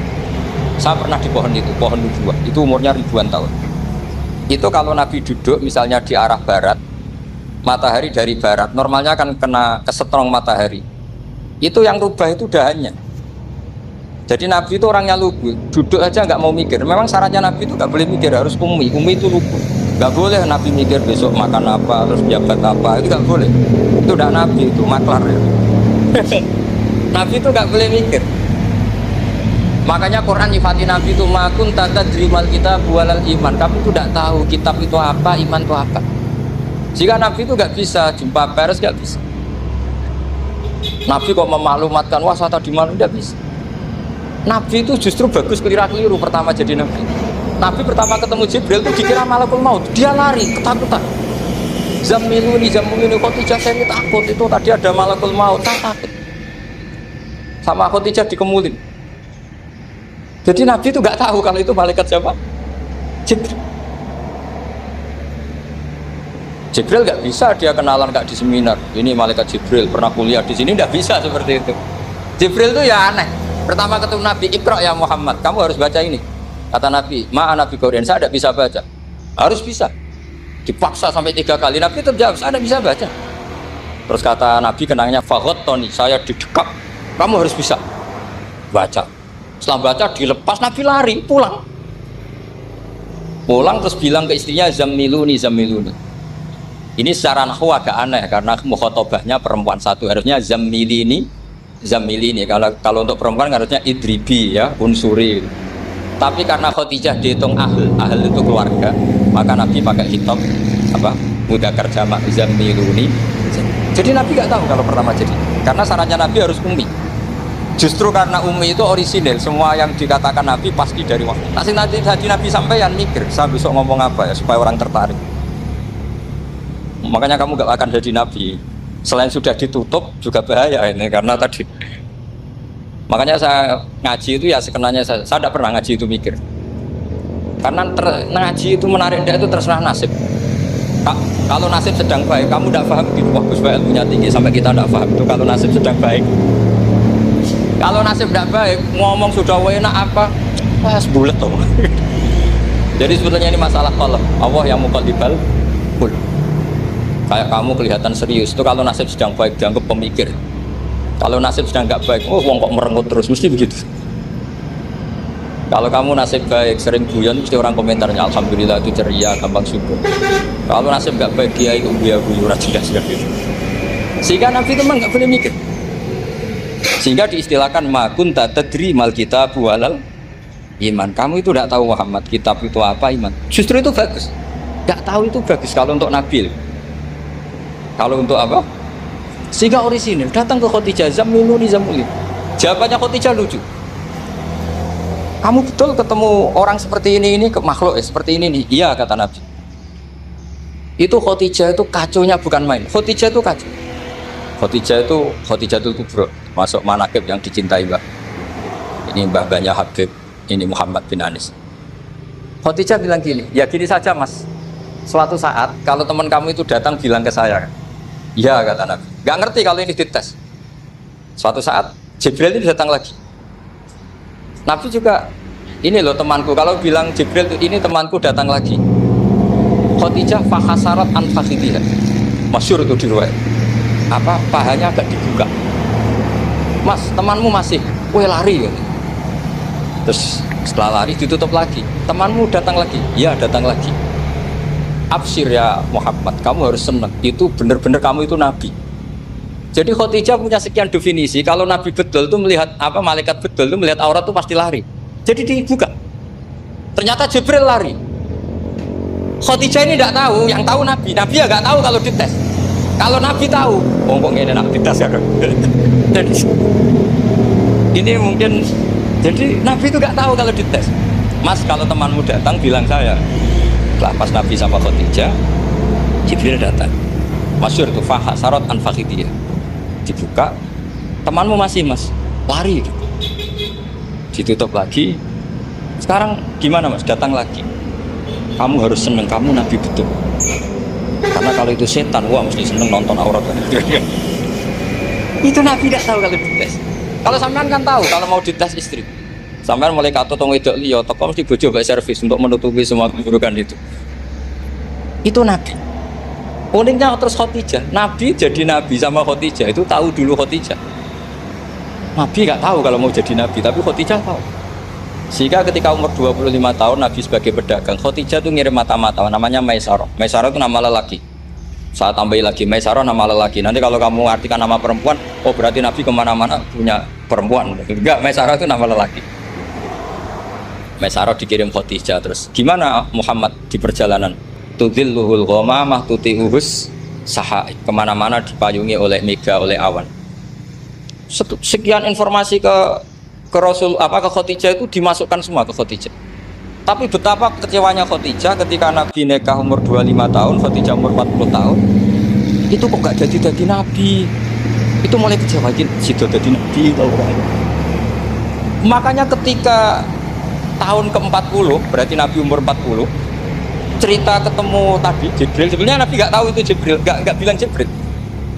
Itu Khadijah senangnya bukan main. Karena apa yang dibayangkan dia terjadi. Fa wa la yuzika wa abadan innaka la tasilur rahim wa tahmilul kalla wa taksibul makdum wa taqridu fa wa tu'inu ala nawaibil haq. Ya bahasa itu akil syarat jadi Suriah harus hafal kan gitu. Sonono syaratnya jadi ulama. Saya ini jadi ulama sebelum DN. Banyak kata Mbak Mun dulu guyon kiai ono kiai sing ning NU, berarti kiai sik lagi ning NU. Ono sing kiai NU nak gak pengurus NU ada di kiai gitu kan. Itu guyonannya Mbak Mun. Akhirnya Khadijah itu sempurnanya bukan main karena pernah ragu 15 tahun. Kan dari umur 25 Nabi, kemudian nggak tahu bukti berikutnya, makanya terus ini jadi Nabi enggak. Setelah umur 40 benar-benar Nabi, paginya diajak ke Waraqah bin Naufal, masih pernah paman sama Khadijah. Ya Ami, ini ibnu Akhika mau cerita. Terus Waraqah ini Nasrani. Di kitab Bukhari antana sorofil jahiliyah wa yaktubu Injil bil Ibraniyah masyaallah ayat. Jadi Waraqah itu penginjil, pendeta. Tapi nanti loh, kamu jangan salah paham kayak pendeta sekarang. Enggak, ada periode di mana Injil masih asli dan ada periode ini yang sudah muharraf. Itu kan dia itu lafaznya ulama sudah. Akhirnya Waraqah tanya, kamu ngomong saja ya Ibnu Akhi, manggilnya seperti itu. Akhirnya Nabi cerita ketemu Jibril, sebenarnya beliau nggak tahu itu Jibril cerita. Terus kata Waraqah, hadan namus allati ja'a bi Musa, masih pakai bahasa namus, hadan namus allati ja'a bi Musa. Itu namus semacam malaikat yang mendatangi Musa. Terus uniknya Waraqah bilang gini, wa yudrikni yaumukan ansuruka nasron azhar. Andai kan saya menemukan hari ketika kamu jadi nabi, akan saya bilang mati-matian. Kapan itu paman? Khina yukhrijuka kaumu, ketika kamu diusir oleh kaum kamu. Nabi sebagai orang baik, makanya GR jadi orang baik itu ya boleh. Nabi sebagai orang baik itu tanya, awamu khrijiyahu. Kalau kiye-kiye maknane awamu khrijiyah ana ta iku wong sing ngetokno ingsun hum ta kaumi. Masa saya nanti diusir kaum saya? Saya ini termasuk keluarga terhormat. Jika aku saya baik, masa saya nanti diusir? Terus kata Waraqah, tidak ada seorang pun yang jadi nabi kecuali nanti ngalami diusir. Jadi yang tahu mau diusir itu ya Waraqah. Nabi malah tanya, masa saya nanti diusir? Karena tadi syaratnya Nabi harus ummi itu keibu-ibuan. Jadi nggak tahu. Tapi nggak tahu di Nabi itu sifatul madfin, sifat ujian, bukan sifatul naqsin, sifat apa? Kekurangan. Akhirnya Nabi mulai sadar, wah jadi Nabi tenan kan gitu. Jadi saya ini termasuk orang yang sangat-sangat susah ketika orang ingin belajar Islam itu instan. Dulu Nabi jadi Nabi itu 23 tahun. Itu untuk menemukan teori masbuk, tidak nyalip imam, itu Nabi juga lama.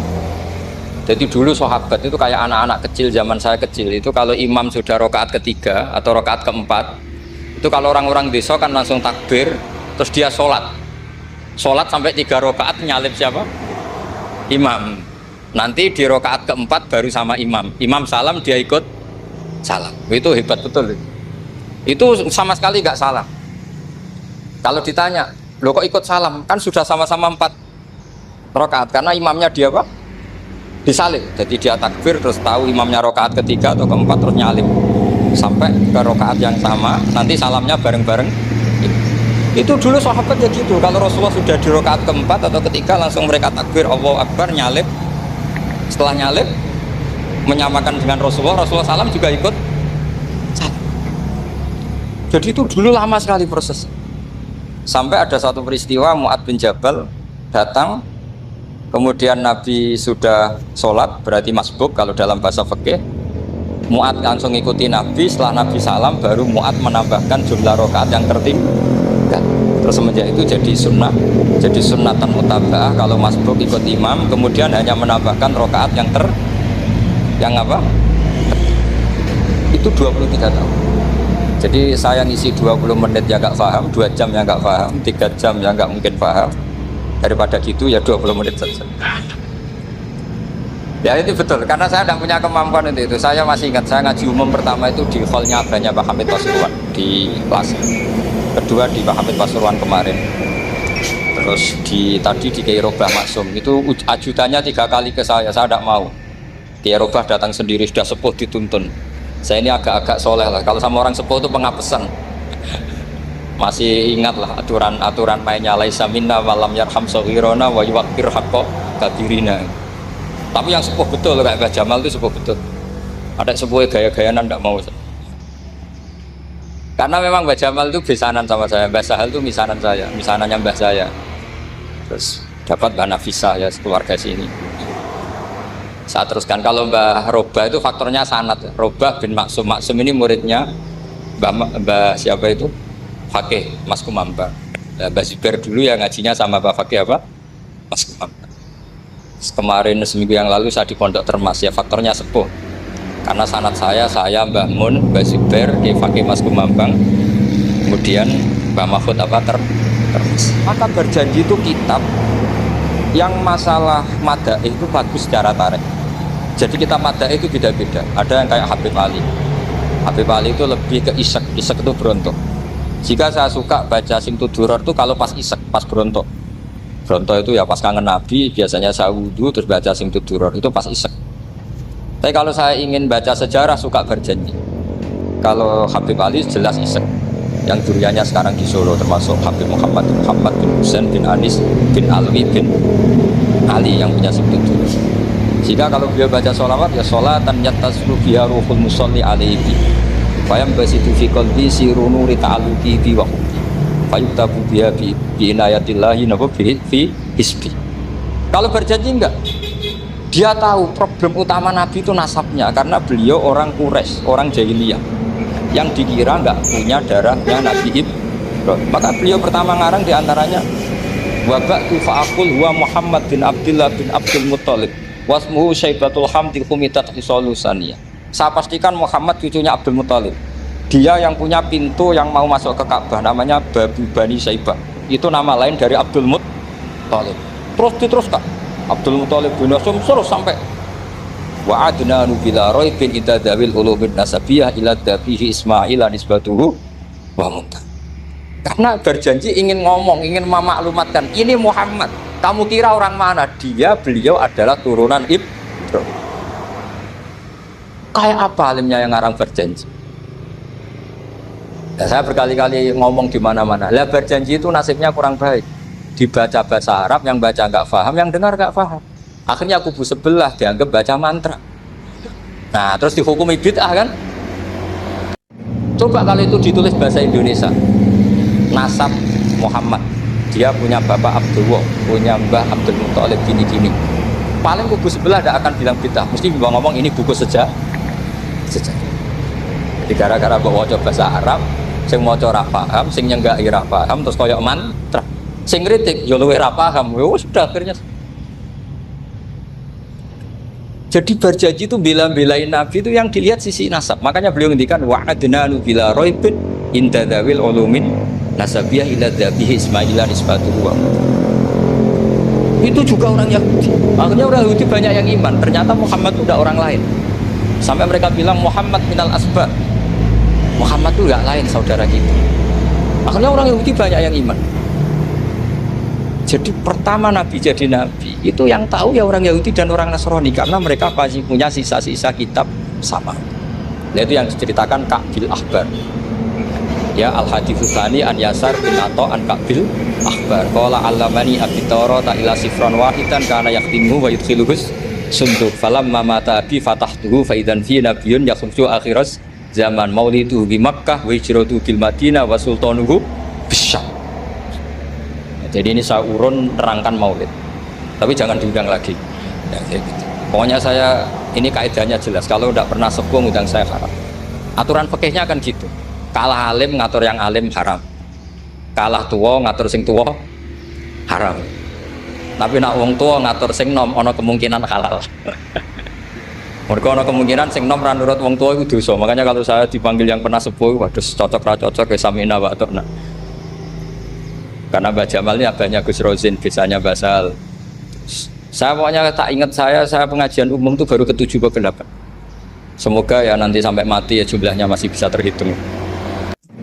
Tapi kalau ngaji rutin saya terus ngaji. Saya pernah baca hikam di Jogja khatam. Kalau di pondok saya sudah gak terhitung saya khatam berapa kitab, gak terhitung karena saya sering ngaji. Sehingga tiba itu kitab kesayangan Habib Ali. Habib Ali sebelum ngarang Simpul Duror itu beliau nginduk kitab apa? Tiba masyhur.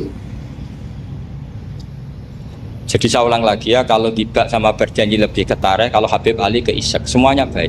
Saya baca Habib Ahmad Al-Habsyi Pasuruan pernah tak tanya, kenapa kalau Maulid baca 3-3-nya? Ben gak asobiah, terus ben keduman Habib. Saya itu setengah hafal semua, 3-3-nya setengah hafal. Berjanji cerita, Al-Hadi Susah, Tiba yang ini Tiba, Al-Hadi Susani An Yasar bin Ato An Kabil Akbar. Kata Kabil Akbar, saya ngaji sama bapak itu, Taurat itu khatam. Tapi saya itu iskal itu janggal. Kenapa ada satu lempiran yang nggak diajarkan? Disimpan visunduk. Jadi orang Yahudi itu ada baiknya. Mestinya kalau mangkal kan dibakar supaya hilang jejak. Enggak. Karena Yahudi itu ada unsur nubuah. Karena babanya Yahuda bin Yakub bin Ishak bin Ibrahim. Tapi Yahudi yang orisinil ya. Saya berkali-kali ngaji bilang Israel itu kalimatu madhin, pujian. Sehingga Israel disebut wa ani faddaltukum alal alam, itu Israel yang bani karena ada gennya Nabi. Kalau Israel yang sekarang itu nation, sebuah negara. Mereka ada yang Zionis, ada yang turunan Eropa, Amerika, terus Islamofobia. Itu beda Israel yang negara dengan Israel yang bani. Kalau yang bani itu ada unsur gen para apa? Nabi, sehingga ya bani Israel. Tapi kalau Israel sekarang nama sebuah negara. Sehingga ketika Allah bilang ya bani Israel itu khitabnya pada penduduk Medina. Kenapa? Karena penduduk Medina zaman itu banyak yang keturunan Nabi Ibrahim alaihis salam. Jadi Israel di Quran itu bukan nama sebuah negara, nama sebuah turunan. Sehingga disebut ya bani Israel, he anak turune Israel. Kita tahu Israel nama lain daripada Nabi Yakub bin Ishak bin Ibrahim. Ya karena memang saya nekuni ilmu. Kalau tadi yang Banjari kan nekuni suara. Jadi suaranya bagus. Itu kalau nggak ditopang al-jamalul akli, logikanya juga bagus. Itu bahaya, nanti orang mau nyanyi tok. Nah ini tak bantu. Tadi ada al-jamalul sauti, kebaikan secara suara. Ini tak bantu al-jamalul akli, kebaikan secara ya mestinya keren al-jamalul akli, karena al-jamalul sauti itu penyanyi dangdut bisa. Semua penyanyi bisa kalau suara bagus ya. Tapi kalau maknanya tiba itu kalau ada orang alim tidak bisa. Kustuku terjemahannya tetap rapakat itu. Saya teruskan. Falam mama tabi, orang Yahudi itu dia benci kok naskah itu tetap disimpan. Terus kata Kabil Akbar, falam mama tabi fatahtuhu, ketika bapak saya meninggal.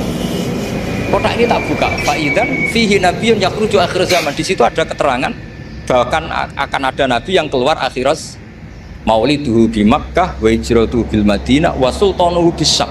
Kerajaannya itu di Syam. Bareng Kabil Akbar ini sebetulnya menangi Rasulullah SAW, tapi dia nggak mau iman karena nabi itu nggak lengkap menurut dia. Ini Muhammad sudah benar lahirnya di Mekah, wafatnya di Madinah, tapi masih kurang satu, wa sultanuhu bis-Syam.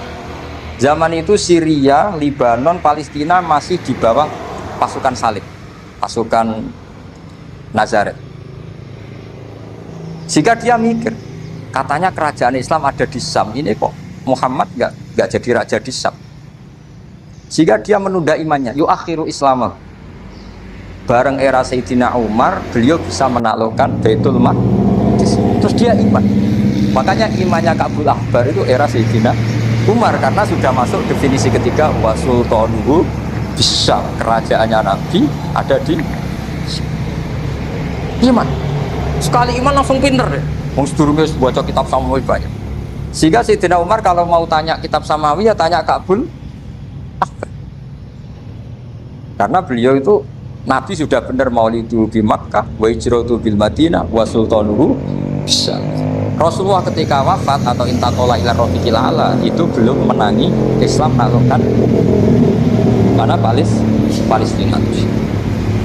Tapi Nabi itu kasef. Nabi itu nak kasef itu ya lucu. Makanya kalau ada kiai lucu itu ya anggapnya niru Nabi. Nabi itu lucu. Ada sahabat itu gak pati ganteng, pendek gak pati ganteng. Namanya Surakoh. Itu digocok sama Nabi. Surakoh, bagaimana kalau kamu suatu saat itu pakai tas itu apa? Mahkotanya Raja Syam, Raja Kaisar. Ya Surakoh ya dianggap Nabi Gujan gitu aja. Nabi Gujan aja itu. Singkat cerita, suatu saat Umar itu mengalahkan kerajaan itu. Kaisar itu dikalahkan Umar. Saking takutnya lari, mahkotanya itu jatuh. Jatuh disaksikan Surakoh. Terus ingat, dulu Nabi pernah ngendikan itu disuruh pakai saya. Akhirnya sama Surakoh dipakai. Ya tetap orang ganteng, orang ganteng. Padahal sudah pakai mahkota guys. Karena setelah dipakai, kata Umar, ikhlaq, itu dicopot. Mau saya pakai untuk Baitul Muslimin, untuk Baitul Mal. Kata Surakoh, bukankah Nabi ngendikan kalau ini yang pakai saya? Jawabnya Umar, innama yaqulu Rasulullah lital bisaha, walam yaqul litam likaha. Kata Nabi hanya ngendikan kamu disuruh pakai, tapi tidak disuruh memiliki. Kayak apa Rasulullah kasihnya? Itu kata orang-orang yang pernah ke Turki. Saya belum pernah ke Turki, tapi saya hafal hadis sahih ini. Itu ditulis di masjid Turki itu, la taftahunnal Konstantinia. Kamu akan bisa mengalahkan pasukan Konstantinopel. Itu dikalahkan setelah 1000 sekian tahun dari wafatnya Nabi. Kayak apa kasifnya Nabi? Karena Nabi wa ma yantiqu anil hawa in huwa illa wahyu. Coba kalau Nabi kayak pengamat, ngomong apa yang kira-kira terjadi? Wah itu kan mesti keliru semua karena berdasar akal. Tapi kalau Nabi berdasar apa? Kasuf itu satu kenyataan yang dipertontonkan Allah Subhanahu wa taala. Terus kedua, alamat Nabi itu pakai sandi. Sandi itu sesuatu yang enggak jelas tapi menjadi jelas bagi ahlinya. Saya ulang lagi, sandi itu kayak sandi di militer itu. Atau sandi di KPK itu ada sandinya. Sandi itu ya kata sandi. Saya pernah diceritani Pak Busro Muqaddas ketika ketua KPK itu lucu. Wah sandinya koruptor saya tambah kacau Pak. Itu kalau bilang uang itu kalau yang kemarin rame kan apel Amerika sama apel Malang. Kalau apel Amerika berarti US apa? Dolar, kalau apel Malang berarti apa? Setelah KPK tahu sandinya diganti Ustadz. Jadi koruptor kalau mau korupsi nelpon temannya. Loh ini Ustadznya sudah siap loh, kamu gak ikut pengajian. Itu sempat penyadap KPK itu gak mau ngecek. Masa orang pengajian dicek? Ternyata ya gak ada acara pengajian, Ustadz itu maknanya uang. Koruptor saking ngerti itu disadap KPK itu sandinya gimana? Datang nggak ke sini, ini Ustadznya sudah siap, ini ada pengajian. Hampir KPK itu nggak ngecek karena pengajian, Ustadznya sudah siap. Setelah digerebek ternyata Ustadz tuh sandi dari makna apa? Uang, gak kurang ajar itu Ustadz katanya. Jadi kalau di sini ditangkap KPK berapa Ustadz ini sudah? Ada Habibnya lagi, ada Habib Muhammad. Nah, Al-Farisi itu pemikir, dia orang Persia. Di mana-mana orang Persia itu pemikir. Persia itu kalau sekarang ikut Iran. Itu dia ngaji lama sekali sama pendeta-pendeta itu. Kebetulan dia punya pendeta yang belum muharrif atau belum muharraf. Kalau muharrif orangnya, kalau muharraf itu kitabnya atau bukunya. Setiap dia ngaji sama pendeta dikasih tahu, terus kecewa beberapa kali, walhasil ketemu pendeta yang benar. Sudah, kamu tidak usah ngaji sama saya, kamu datang saja ke Yasrib, ke Madinah sana, ke Yasrib. Di situ Nabi akhir zaman sekarang sudah ada kan. Ini yang ngomong pendeta. Ya.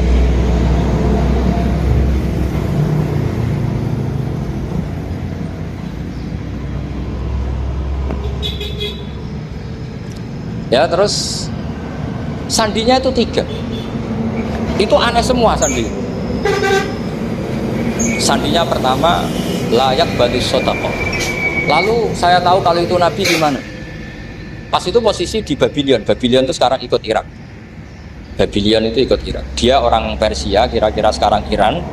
Terus dia kerja di Babylon. Kalau sekarang ikut Irak. Makanya ada yang cerita Nabi Ibrahim itu orang Babylon. Berarti orang mana? Irak. Kemudian pindah ke Syam. Kemudian sempat hidup di mana? Makkah. Akhirnya datang. Beliau di Babylon diceritain. Terus beliau miskin. Terus ada kafilah dari Yasrib, dia bilang saya siap jadi budak Anda asal saya dibawa ke Yasrib. Akhirnya Salman jadi budak. Jadi budak, dia di Yasrib jadi budak. Demi penelitian tuh dia jadi budak. Padahal dia orang pinter sekali, namanya Salman Al-Farisi. Setelah jadi budak, dia di Yasrib. Suatu saat dia kerja dapat ujroh. Ujroh itu upah. Datang ke Rasulullah. Ya Muhammad, manggilnya masih jangkar. Ya Muhammad, saya punya banyak uang. Kamu kan punya sahabat banyak, punya santri banyak. Ini tak sedekahkan ke kamu. Apa kata Nabi?